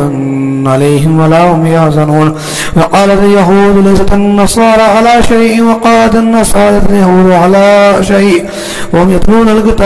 كذلك قال الذين لا يعلمون مثل قولهم فالله يحكم بينهم يوم القيامة فيما كانوا فيه يختلفون. ومن أظلم ممن منع مساجد أن يذكر فيها اسمه وسعى في خرابها أولئك ما كانوا أن يدخلوها إلا خائفين لهم في الدنيا خزي ولهم في الآخرة عذاب عظيم. ولله المشرق والمغرب فأينما تولوا فسوجه الله إن الله واسع عليم. قالوا اتخذ الله ولدا سبحانه وله ما في السماوات والأرض كل له قانتون بديع السماوات والأرض وإذا قضى أمرا فإنما يقوله كن فيكون. وقال الذين لا يعلمون لولا يكلمون الله تأتينا آية كذلك قال الذين من قبل مثل قولهم تشابهت قلوبهم قد بينا الآيات لقوم يوقنون. إنا أرسلناك شاهدا مبشرا ونظيرا ولا تسأل عن أصحاب الجحيم ولا ترضى عنك اليهود ولا النصارى حتى تتبع ملتهم قل إن هدى الله هو الهدى ولئن اتبعت هواهم بعد الذي جاءك من العلم ما لك من الله من ولي ولا نصير الذين آتيهم يتلونه حق تلاوته أولئك يؤمنون به ومن يكفر به فأولئك هم الخاسرون يا بني إسرائيل اذكروا نعمتي التي أنعمت عليكم وأني فضلتكم على العالمين واتقوا يوما لا تجزي نفس نفس شيئا ولا يقبل منها عدل ولا تنفع شفاعة ولا هم ينصرون وإذ ابتلى إبراهيم بكلمات فأتمهن قال إني جاعلك للناس إماما قال من ذريتي لا ينال أحد الظالمين وإذ جعلنا البيت مثلا ثم يتخذ مقام إبراهيم مصلى وعظنا إلى إبراهيم وإسماعيل أن طهر بيت للطائفين والعاكفين والركع السجود وإذ قال إبراهيم رب اجعل هذا بلدا آمنا وارزق أهله من الصالحات من آمن منهم بالله آمن منهم بالله واليوم الآخر قال آمن كفر فأمتم قليلا ثم اعتذر إلى عذاب النار وبئس المصير وإذ يرفع إبراهيم القواعد من بيت إسماعيل ربنا تقبل منا إنك أنت السميع العليم ربنا واجعلنا مسلمين لك ومن ذريتنا أمة مسلمة لك وارنا مناسكنا وتب علينا إنك أنت التواب الرحيم ربنا وابعث فيهم رسولا يتلو عليهم آياتك ويعلمهم الكتاب والحكمة ويزكي إنك أنت العزيز الحكيم ومن يرغب عن ملة إبراهيم إلا من سفي نفسه ولقد اصطفيناه في الدنيا وإنه في الآخرة لمن الصالحين إذ قال له ربه أسلم قال أسلمت لرب العالمين وبصى بها إبراهيم ويعقوب يا بني إن الله اصطفى لكم الدين فلا تموتن إلا وأنتم مسلمون أم كنتم شهداء إذ حضر يعقوب الموت إذ قال لبنيه ما تعبدون من بعده قالوا نعبد إله آبائك إبراهيم إسماعيل وإسحاق إلها واحدا ونحن له مسلمون تلك أمة قد خلت لها ما كسبت لكم ما كسبتم ولا تسألون عما كانوا يعملون وقالوا كونوا هودا وصالحا قل بل ملة إبراهيم حنيفا وما كان من المشركين قولوا آمنا بالله وما أنزل إليه وما أنزل إليه إلى إبراهيم وإسماعيل وإسحاق ويعقوب الأسباط وما أوتي موسى وعيسى وما أوتي النبيون من ربهم لا نفرق بين أحد منهم ونحن له مسلمون فإن آمنوا مثل ما آمنتم به فقد اهتدوا وإن تولوا فإنهم في شقاق فسيكفيكهم الله السميع العليم صبغة الله ونحن أحسن من الله صبغة ونحن له عابدون ولا تحاجوننا في الله وربنا وربكم لنا أعمالنا ولكم أعمالكم ونحن له مخلصون أم تقولون إن إبراهيم وإسماعيل وإسحاق ويعقوب والأسباط كانوا هودا أو نصارى قل أأنتم أعلم أم الله ومن أدرى ممن كتم شهادة عنده من الله وما الله بغافل عما تعملون تلك أمة قد خلت لها ما كسبت ولكم ما كسبتم ولا تسألون عما كانوا يعملون سيقول السفهاء من الناس ما والله عن قبلتهم التي كانوا عليها قل لله المشرق والمغرب يهدي من يشاء إلى صراط مستقيم وكذلك جعلناكم أمة وسطا لتكونوا شهداء على الناس ويكون الرسول عليكم شهيدا وما جعلنا القبلة التي كنت عليها إلا لنعلم من يتبع الرسول ممن ينقلب على عقبيه وإن كانت لكبيرة إلا على الذين هدى الله وما كان الله ليضيع إيمانكم إن الله بالناس لرؤوف رحيم قد نرى تقلب وجهك في السماء فلنولينك قبلة ترضاها فول وجهك شطر المسجد الحرام وحيثما كنتم فولوا وجوهكم شطرا وإن الذين أوتوا الكتاب ليعلمون أن الحق من ربهم وما الله بغافل عما يعملون ولئن أتيت الذين أوتوا الكتاب بكل آية ما تبعوا قبلتك وما أنت بتابع قبلة وما بعدهم بتابع قبلة بعد ولئن اتبعت أهواءهم من بعد ما جاءك من العلم إنك إذا لمن الظالمين الذين آتيناهم الكتاب يعرفونه كما يعرفون أبناءهم وإن فريقا منهم ليكتمون الحق وهم يعلمون الحق من ربك فتكون ولا تكونن من الممترين ولكل وجهة وولي فاستبقوا الخيرات أينما تكونوا يأتي بكم الله جميعا إن الله على كل شيء قدير ومن حيث خرجت فول وجهك شطر المسجد الحرام وإنه للحق من ربك وما الله بغافل عما تعملون ومن حيث خرجت فولوا وجهك شطر المسجد الحرام وحيث ما كنتم فولوا وجوهكم شطرا لئلا يكون الله عليكم حجة إلا الذين ظلموا فلا تخشوني وليتم نعمتي عليكم ولعلكم تهتدون كما أرسلنا في رسولا منكم يتلو عليكم آياتنا ويزكيكم ويعلمكم الكتاب والحكمة ويعلمكم ما لم تكونوا تعلمون فاذكروني أذكركم واشكروا لي ولا تكفرون يا أيها الذين آمنوا استعينوا بالصبر والصلاة فإن الله مع الصابرين ولا تقولوا لمن يقتل في سبيل الله أموات بل أحياء ولكن لا تشعرون ولنبلونكم بشيء من الخوف والجوع ونقص من الأموال والأنفس والثمرات وبشر الصابرين الذين إذا أصابتهم مصيبة قالوا إنا لله وإنا إليه راجعون أولئك عليهم صلوات من ربهم ورحمة وأولئك هم المهتدون إن الصفا والمروة من شعائر الله فمن حج البيت بإتمر فلا جناح عليه أن يطوف بهما ومن تطوع خيرا فإن الله شاكر عليم إن الذين يكتمون ما أنزلنا من البينات والهدى من بعد ما بيناه للناس في الكتاب أولئك يلعنهم الله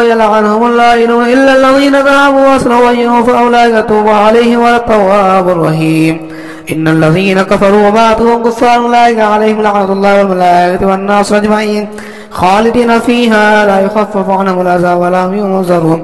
وإلهكم إله واحد لا إله إلا هو الرحمن الرحيم إن في خلق السماوات والأرض واختلاف الليل والنهار والذي تجري في البحر بما ينفع الناس وما أنزل الله من السماء مما فأحيا به الأرض بعد موتها وصفيها من كل دابة وتصريف الرياح والسحاب المسخر بين السماء والأرض لآيات لقوم يعقلون ومن الناس من يتخذ من دون الله أندادا يحبونهم بالله والذين آمنوا أشد حبا لله ولو يرى الذين ظلموا إذ يرون العذاب أن لا قوة إلا جميعا وأن الله شديد العذاب فاستبرأ الذين اتبعوا من الذين اتبعوا بالعذاب وتقطعت بهم الأسباب وقال الذين اتبعوا لو أن لنا كرة فنتبرأ منهم كما تبرأوا منا كذلك يريهم الله أعمالهم حسرات عليهم وما هم بخارجين من النار يا أيها الناس كلوا مما في الأرض حلالا طيبا ولا تتبعوا خطوات الشيطان إنه لكم عدو مبين إنما يأمركم بالسوء والفحشاء وأن تقولوا على الله ما لا تعلمون وإذا قيل لهم اتبعوا ما أنزلنا قالوا ولنتبع ما ألفينا عليه آباءنا أولو كان آباؤهم لا يعقلون شيئا ولا يهتدون ومثل الذين كفروا كمثل الذي ينعق ما لا يسمع إلا دعاء ونداء ثم بكم فهم لا يعقلون يا أيها الذين آمنوا كلوا من طيبات ما رزقناكم واشكروا لله إن كنتم إياه تعبدون إنما يحرم عليكم الميت والدم ولحم الخنزير وما أهل به لغير الله فمن اضطر غير باغ ولا عاد فلا إثم عليه إن الله غفور رحيم إن الذين يكتبون ما أنزل الله من الكتاب يشترون به ثمنا قليلا أولئك ما يأكلون في بطون إلا النار ولا يكلم الله يوم القيامة ولا يزكيهم ولهم عذاب عليم أولئك الذين اشتروا الضلالة بالهدى والعذاب المغفرة فما أصبرهم على النار ذلك بأن الله نزل الكتاب بالحق وإن الذين اختلفوا في الكتاب في شقاق بعيد ليس البر أن تولوا وجوهكم من المشرق والمغرب ولكن البر من آمن بالله واليوم الآخر والملائكة والكتاب والنبيين وآتى المال على حبه ذوي القربى واليتامى والمساكين وابن السبيل والسائلين وفي الرقاب وقاموا الصلاة وآتوا الزكاة والموفون بعهدهم إذا عاهدوا والصابرين في البأساء والضراء وحين البعث أولئك الذين صدقوا وأولئك هم المتقون. يا أيها الذين آمنوا كتب عليكم القصاص في القتلى الحر بالحر والعبد بالعبد والأنثى بالأنثى فمن وفي له من أخيه شيء فاتباع بالمعروف وآداء إليه بإحسان ذلك تخفيف من ربكم ورحمة فمن اعتدى بعد ذلك فله عذاب عليم. ولكم في القصاص حياة يا أولي الألباب لعلكم تتقون. كتب عليكم إذا حضر أحد الموت إن تأخذ وصية للوالدين بالمعروف حقا على المتقين فمن بدله بعد ما سمعه فإنما اسمه على الذين يبدلونه إن الله سميع عليم. فمن خاف من موص جنفا أو إثما فلا إثم عليه إن الله غفور رحيم. يا أيها الذين آمنوا كتب عليكم الصيام كما كتب الذين من قبلكم لعلكم تتقون أياما معدودات فمن كان منكم مريضا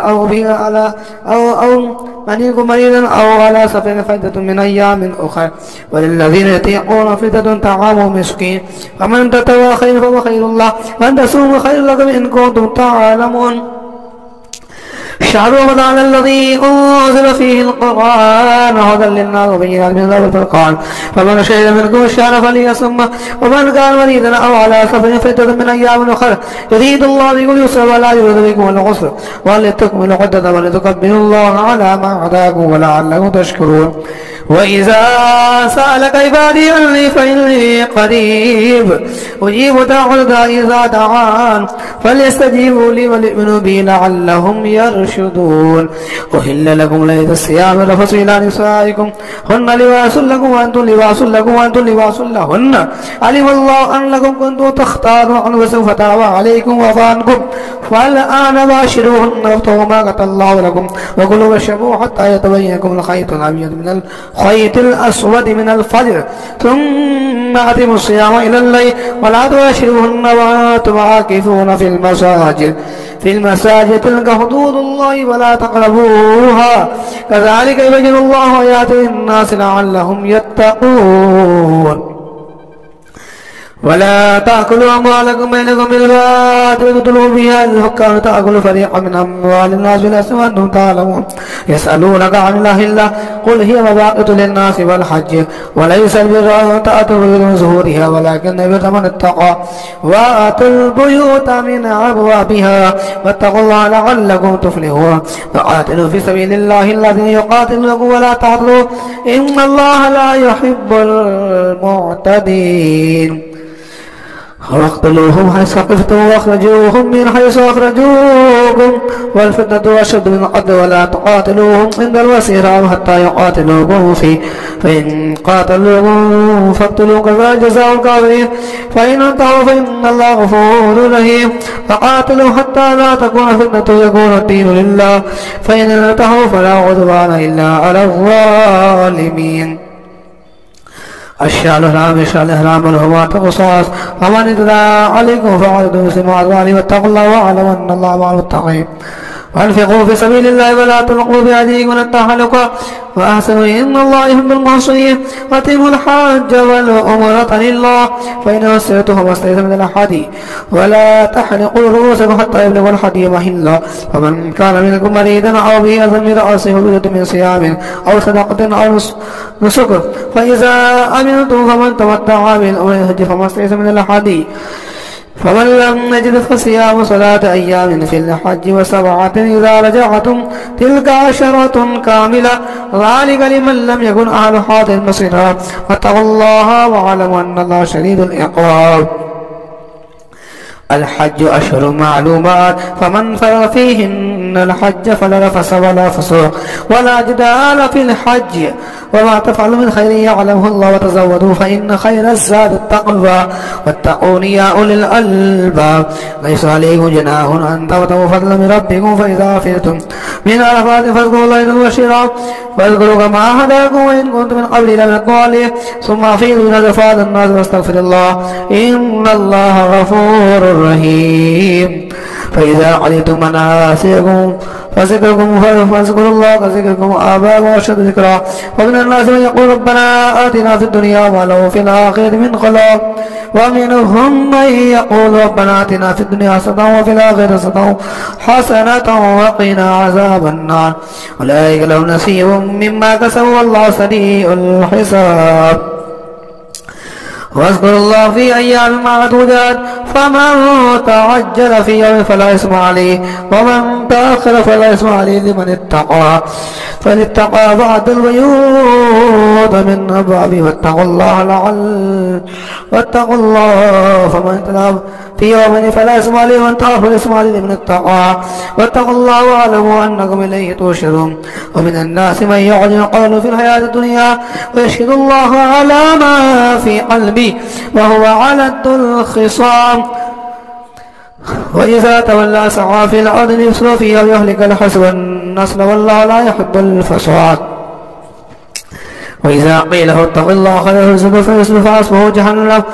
ولبئس المهاد ومن الناس من يشفي نفسه ابتغاء مرضات الله والله رؤوف بالعباد يا أيها الذين آمنوا ادخلوا في السلم كافة ولا تتبعوا خطوات الشيطان إنه لكم عدو مبين فإن زلت من بعد ما جاءكم فاعلموا أن الله عزيز حكيم هل ينظرون إلا أن يأتوا الله في ظلل من الغمام والملائكة وقضي الأمر وإلى الله ترجع الأمور صل بني إسرائيل كما آتينا من آية بينة ومن يبدل نعمة الله من بعد ما جاءت فإن لا شهيد للعقاب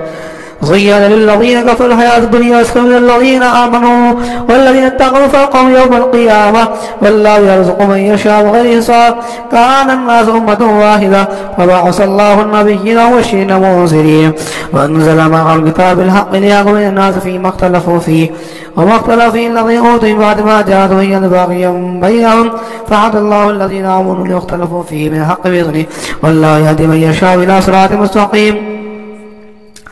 أم حصبتم أن تدخلوا الجنة ولما يأتكم مثل الذين خلوا من قبلكم مستهم البأساء والضراء وزلزلوا حتى يقول الرسول والذين آمنوا معه متى نصر الله ألا إن نصر الله قريب يسألونك ماذا ينفقون قل ما أنفقتم من خير فللوالدين والذين والأقربين واليتامى والمساكين وابن السبيل وما تفعلوا من خير فإن الله به عليم كتب عليكم القتال وكره لكم وعسى أن تكرهوا شيئا وهو خير لكم وعسى أن تحبوا شيئا وهو شر لكم والله يعلم وأنتم لا تعلمون يسألونك عن الشرك عن قتال فيه قل قتال فيه كبير وصد عن سبيل الله كفر به والمسيح وإخراج أهل منه أكبر عند الله والفتنة أكبر من القتل ولا يزال يقاتلونكم حتى يردوكم عن دينكم إن استطاعوا ومن يرتد منكم عن دينه فيمت وهو كافر ولا يحبط أعماله في الدنيا والآخرة أولئك أصحاب النار هم فيها خالدون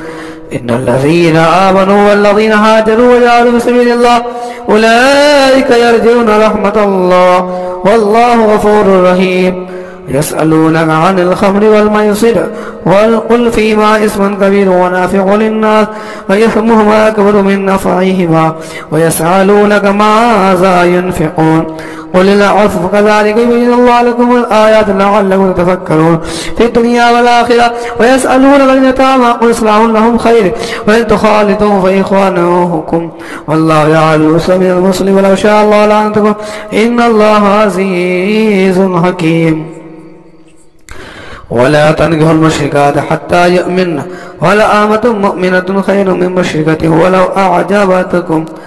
ولا تنكحوا المشركين حتى يؤمنوا ولا أمة خير من مشرك ولو أعجبكم أولئك يدخلون النار والله يدخل الجنة والمغفرة بإذنه ويبين آيات الناس لعلهم يتذكرون ويسألونك عن المحيض قل هو أذى فأتوا النساء في المحيض ولا تقربوهن حتى يطهرن فإذا تدخلن فأتوهن من أمركم الله نساء إن الله يحب التوابين ويحب المتطهرين نساؤكم حرص لكم فأتوا لكم أن شئتم وقدموا لنفسكم واتقوا الله واعلموا أنهم ملاقوه وبشر المؤمنين ولا تجعلوا وردا لأيمانكم تتقوا تسلكوا إلى النار والله سميع عليم.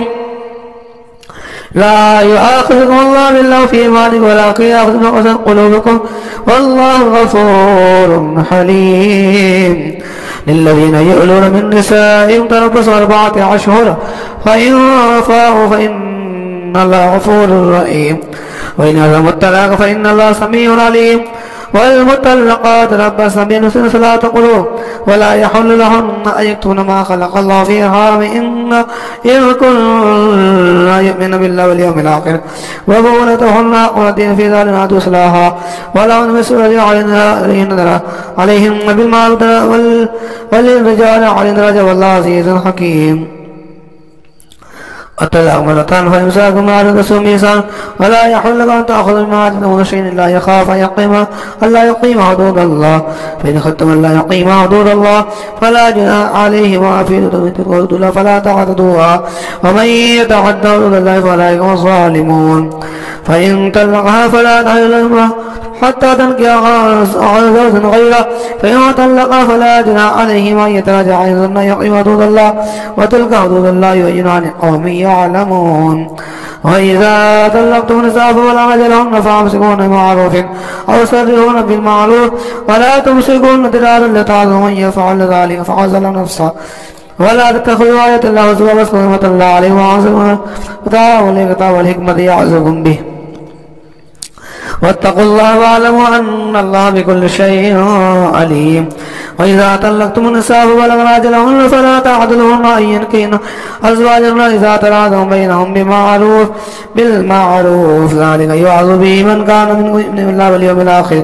ذلك أزكى لكم وأطهر والله يعلم وأنتم لا تعلمون. والوالدات يرضعن أولادهن حولين كاملين من أراد أن يتم الرضاعة والمولود له رزقهن وكسوتهن بالمعروف لا تكلف نفس إلا وسعها لا تضار والدة بوالدها ولا مولود له بولده وعلى الوالد مثل ذلك فإن أرادا فصالا تراض من تشاء فلا جناح عليهما وإن أردتم تستأذنوا الله فلا جناح عليكم إذا سلمتم وآتيتم بالمعروف واتقوا الله واعلموا أن الله بما تعملون بصير. والذين يتوفون ويذرون أزواجا يتربصن بأنفسهن 4 أشهر وعشرا فإذا بلغن أجلهن فلا جناح عليكم فيما فعلن في أنفسهن بالمعروف والله بما تعملون خبير. ولا جناح عليكم فيما عرضتم به من خطوة النساء يقنن في أنفسكم علم الله أنكم ستكونون وليكن الله توعدون إلا أن تقولوا قولا معروفا ولا تعزموا عقدة حتى تموتوا أجلا واعلموا أن الله يعلم ما في أنفسكم فاعذروا واعلموا أن الله غفور حليم. لا جناح عليكم إن طلقتم النساء وعلم تمسون أو تفرضوا لهن فريضة ومتعوهن على الموسع قدر والمقتدر قدر ومتاعا بالمال حقا للمحسنين. وإن طلقتموهن من قبل أن تمسوهن قد فرضتم لهن فريضة فنصف ما فرضتم إلا أن يعفون أو يعفو الذي بيده عقدة النكاح وأن تعفوا عقدة التقوى ولا تنصبوا الفضل بينكم إن الله بما تعملون بصير. حافظوا على الصلوات والصلاة الوسطى وقوموا لله قانتين فإن خفتم فرجالا أو ركبانا فإذا أمنتم فاذكروا الله كما علمكم تعلمون. والذين يتوفون ويذرون أزواجا وصية لأزواجهم متاعا إلى الحول غير إخراج فإن خرجنا فلا جناح عليكم فيما فعلن في أنفسهن بالمعروف والله عزيز حكيم. وللمطلقات متاع بالمعروف حقا على المتقين كذلك يبين الله لكم آياته لعلكم تعقلون. ألم تر الذين خرجوا من ديارهم على الأنزل الموت فقال لهم الله موتوا ثم أحيا إن الله لزفتنا الناس ولكن أكثر الناس لا يشكرون. فقاتلوا في سبيل الله واعلموا أن الله سميع عليم. من ذا الذي يقول الله قرضا حسنا فيضاعف له أضعافا كثيرا والله يقبض ويبسط إليه ترجعون. ألم تر إلى الملأ من بني إسرائيل من بعد موسى إذ قالوا لنبي الله ابعث ملكا نقاتل في سبيل الله قال هل عصيتم إن كتب عليكم القتال ألا تقاتلوا قالوا ما لنا ألا نقاتل في سبيل الله وقد أخرجنا من ديارنا وأبنائنا فلما كتب عليهم القتال تولوا إلا قليلا منهم والله عليم بالظالمين. فقال لهم نبي إن الله قد بعث لهم طالوت ملكا قالوا أن يكون لهم ملك علينا ونحن أقل منك ولهم السعادة من المال قال إن الله اصطفاه عليكم وزاد فاسلم في العلم وفي العلم والجسم والله يؤتي ملكه من يشاء والله واسع عليم. فقال له نبي إن آية من آياتكم التعب في سكينة ما فمن حقيقة من ربكم وبقية مما ترك آل موسى وآل هارون تحمل الملائكة إن في ذلك لآية لكم إن كنتم مؤمنين. فلما فصلت الأرض بالجنود قال إن الله مبتليكم بالنهر فمن شرب منه فليس مني ولم يطعم مني إلا من ترك فمن فشرب منه إلا قليلا منه. فلما جاوزه والذين آمنوا معه قالوا لا طاقة لنا بجانب جنوده قال الذي يظن أنه ملاك الله كم من فئة قليلة غلبت فئة كثيرة بإذن الله والله مع الصابرين. ولما برزوا جنوده قالوا ربنا أفرغ علينا صبرا وثبت أقدامنا وانصرنا على القوم الكافرين فهزموا بإذن الله. وقتل داود جالوت وآتاه الله الملك والحكمة وعلمه ما يشاء ولولا دفع الله الناس بعضهم ببعض لا فسدت الأرض ولكن لا يفعل من العالمين. تلك آيات تبالغ بالحق إن هذا من المرسلين تلك فضلنا بعضهم على بعض منهم كلم الله ورفع بعض الدرجات وآتينا عيسى من أيدناه بالقدس ولو شاء الله مطر الذين بعد ما جاءت بينات والله من اختلفوا فمنهم من آمن ومنهم كفر ولو شاء الله مطر ولكن الله يفعل ما يريد. يا أيها الذين آمنوا أنفقوا مما رزقناكم من قبل أن يأتي يوم لا بيع فيه ولا خلة ولا شفاعة والكافرون هم الظالمون. الله لا إله إلا هو الحي القيوم لا تأخذه سنة ولا نوم له ما في السماوات وما في الأرض من ذا الذي يشفع عنده إلا بإذنه يعلم ما بين أيديهم وما خلفهم ولا يحيطون بشيء من علمه إلا بما شاء وسع كرسيه السماوات والأرض ولا يؤوده حفظهما وهو العلي العظيم. لا إكراه في الدين قد تبين الرشد من الغي من يكفر بالطاغوت يؤمن بالله وقد استمسك بالقربة الوثقى لا انفصام لها والله سميع عليم. الله ولي الذين آمنوا يخرجون من الظلمات إلى النور والذين كفروا أولياءهم الطاغوت يخرجون من الظلمات يخرجون من النور إلى الظلمات أولئك أصحاب النار هم فيها خالدون. ألم تر إلى الذين آتوا في ربنا آتاه الله الملك إذ قال يا ربي الذي يحيي ويميت قال أنا أحيي وأميت قال إبراهيم فإن الله يأتي بالشمس من المشرق فأتي بها من المغرب فبهت الذي كفر والله لا يهدي القوم الظالمين. أو كالذي مر على قرية وهي خاوية على عروشها قال أنى يحيي هذه إلا بعد موتها فأماته الله 100 عام ثم بعث قال كم لبثت قال لبثت يوما أو بعد يوم قال بل لبثت 100 عام فانظر إلى طعامك وشرابك لا تسنى وانظر إلى حمارك وإن جعلك آية للناس وانظر إلى العظام كيف ننشزها ثم نكسوها لحما فلما تبين له قال أعلم أن الله على كل شيء قدير. وإذا قال إبراهيم ربي أرني كيف تحيي الموتى قال أولم تؤمن قال بلى ولكن ليطمئن قلبي قال فخذ 4 من الطير فصرنا إليك ثم اجعل على كل جبل منهم جزعا ثم يأتينا صاعا واعلم أن الله عزيز حكيم. مثل الذين ينفقون أموالهم في سبيل الله كمثل حبة أنبتت سنابل في كل سنبلة 100 حبة والله يضاعف لمن يشاء والله واسع عليم. الذين ينفقون أموالهم في سبيل الله ثم لا يتبعون ما أنفقوا منا ولا أجل لهم أجر عند ربي ولا خوف عليهم ولا هم يحزنون قول معروف مغفرة خير من صدقة يتوزع والله غفور غني حليم. يا أيها الذين آمنوا لا تبطلوا صدقاتكم بالمن والأذى كالذي ينفق ماله رياء الناس ولا يؤمن بالله واليوم الآخر فمثله كمثل صفوان يتراه فأصابه يتراه صلدا لا يقدرون على شيء مما كسبوا والله لا يهدي القوم الكافرين ومثل الذين ينفقون أموالهم وابتغاء مرضات الله تثبيتا من أنفسهم كمثل جنة بربوة أصابها الفاتحة كلها الثين فإن لم يصبها وابل فتل والله بما تعملون بصير أيود أحدكم أن تكون له جنة من نخيل وأعناب تجري من تحتها الأنهار له فيها من كل الثمرات وأصاب الكبر له ذرية ضعفاء وأصاب عيسى في نار فاعترقت كذلك يبين الله لكم الآيات لعلكم تتفكرون يا أيها الذين آمنوا أنفقوا من طيبات ما كسبتم مما أخذنا لكم من الأرض ولا تيمموا الخبيث منه تنفقون لستم بآخذه إلا أن تغمضوا فيه واعلموا أن الله غني حميد الشيطان يعدكم فقرا يأمركم بالفحشاء والله يعدكم مغفرة من فضله والله واسع عليم يؤتي الحكمة من يشاء ومن يؤتي الحكمة فقد أوتي خيرا كثيرا وما يذكر إلا أولو الألباب وما أنفقتم من نفقة أو نذرتم من نذر فإن الله يعلم وما للظالمين من أنصار إن تبدوا الصدقات فنعم ما هي وقل إن تكفروا أو تؤتوا الفقراء خير لكم وإن يكفر عنكم منكم سيئاتكم والله ما تعملون خبير ليس عليكم وتعالى ولكن الله يهدي من يشاء وما تنفقوا من خير فلنفسكم وما تنفقوا إلا ابتغاء وجه الله وما تنفقوا من خير فيوفى إليكم وأنتم لا تظلمون للفقراء الذين أرسلوا في سبيل الله لا يستطيعون دعوة في الأرض يحسبهم الجاهل أغنياء من التعفف تعرف بسيماهم لا يصلون الناس إلا حافا وما تنفقوا من خير فإن الله به عليم الذين ينفقون أموالهم بالليل والنهار سرا وعلانية فلهم أجر عند ربهم ولا خوف عليهم ولا هم يحزنون الذين يأكلون الربا لا يقومون إلا كما يقوم الذي يتخبطه الشيطان من المس ذلك بأنهم قالوا إنما البيع مثل الربا وحل الله البيع وحرم الربا ومن جاء معذرة من ربه فانتهى فله ما سلف وأمره إلى الله ومن عاد فلا يسعى النار فيها خالدون يمحق الله الربا بالصدقات والله لا يحب كل كفار عصيم إن الذين آمنوا بالصالحات وأقاموا الصلاة وآتوا الزكاة وأجروا عند ربهم ولا خوف عليهم ولا هم يحزنون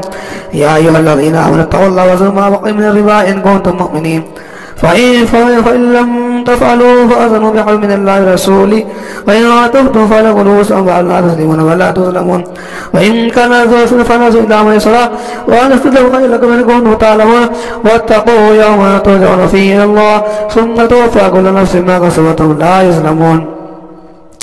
يا أيها الذين آمنوا إذا تداينتم إلى أجل مسمى فاكتبوه وليكتب بينكم كاتب بالعدل ولا يأب كاتب أن يكتب كما علم الله فليكتب وليملل الذي عليه الحق ويتق الله ربه ولا يبخس منه شيئا إن كان الذي عليه الحق سفينا وضعيفا ولا يستطيع يمل فليملل بالعدل واستشهدوا شهيدين من رجالكم فإن لم يكونا رجلين فرجل وامرأتان ممن ترضى من الشهداء إن تضل إحداهما فتذكر إحداهما الأخرى ولا يعلم الشهداء إذا ماتوا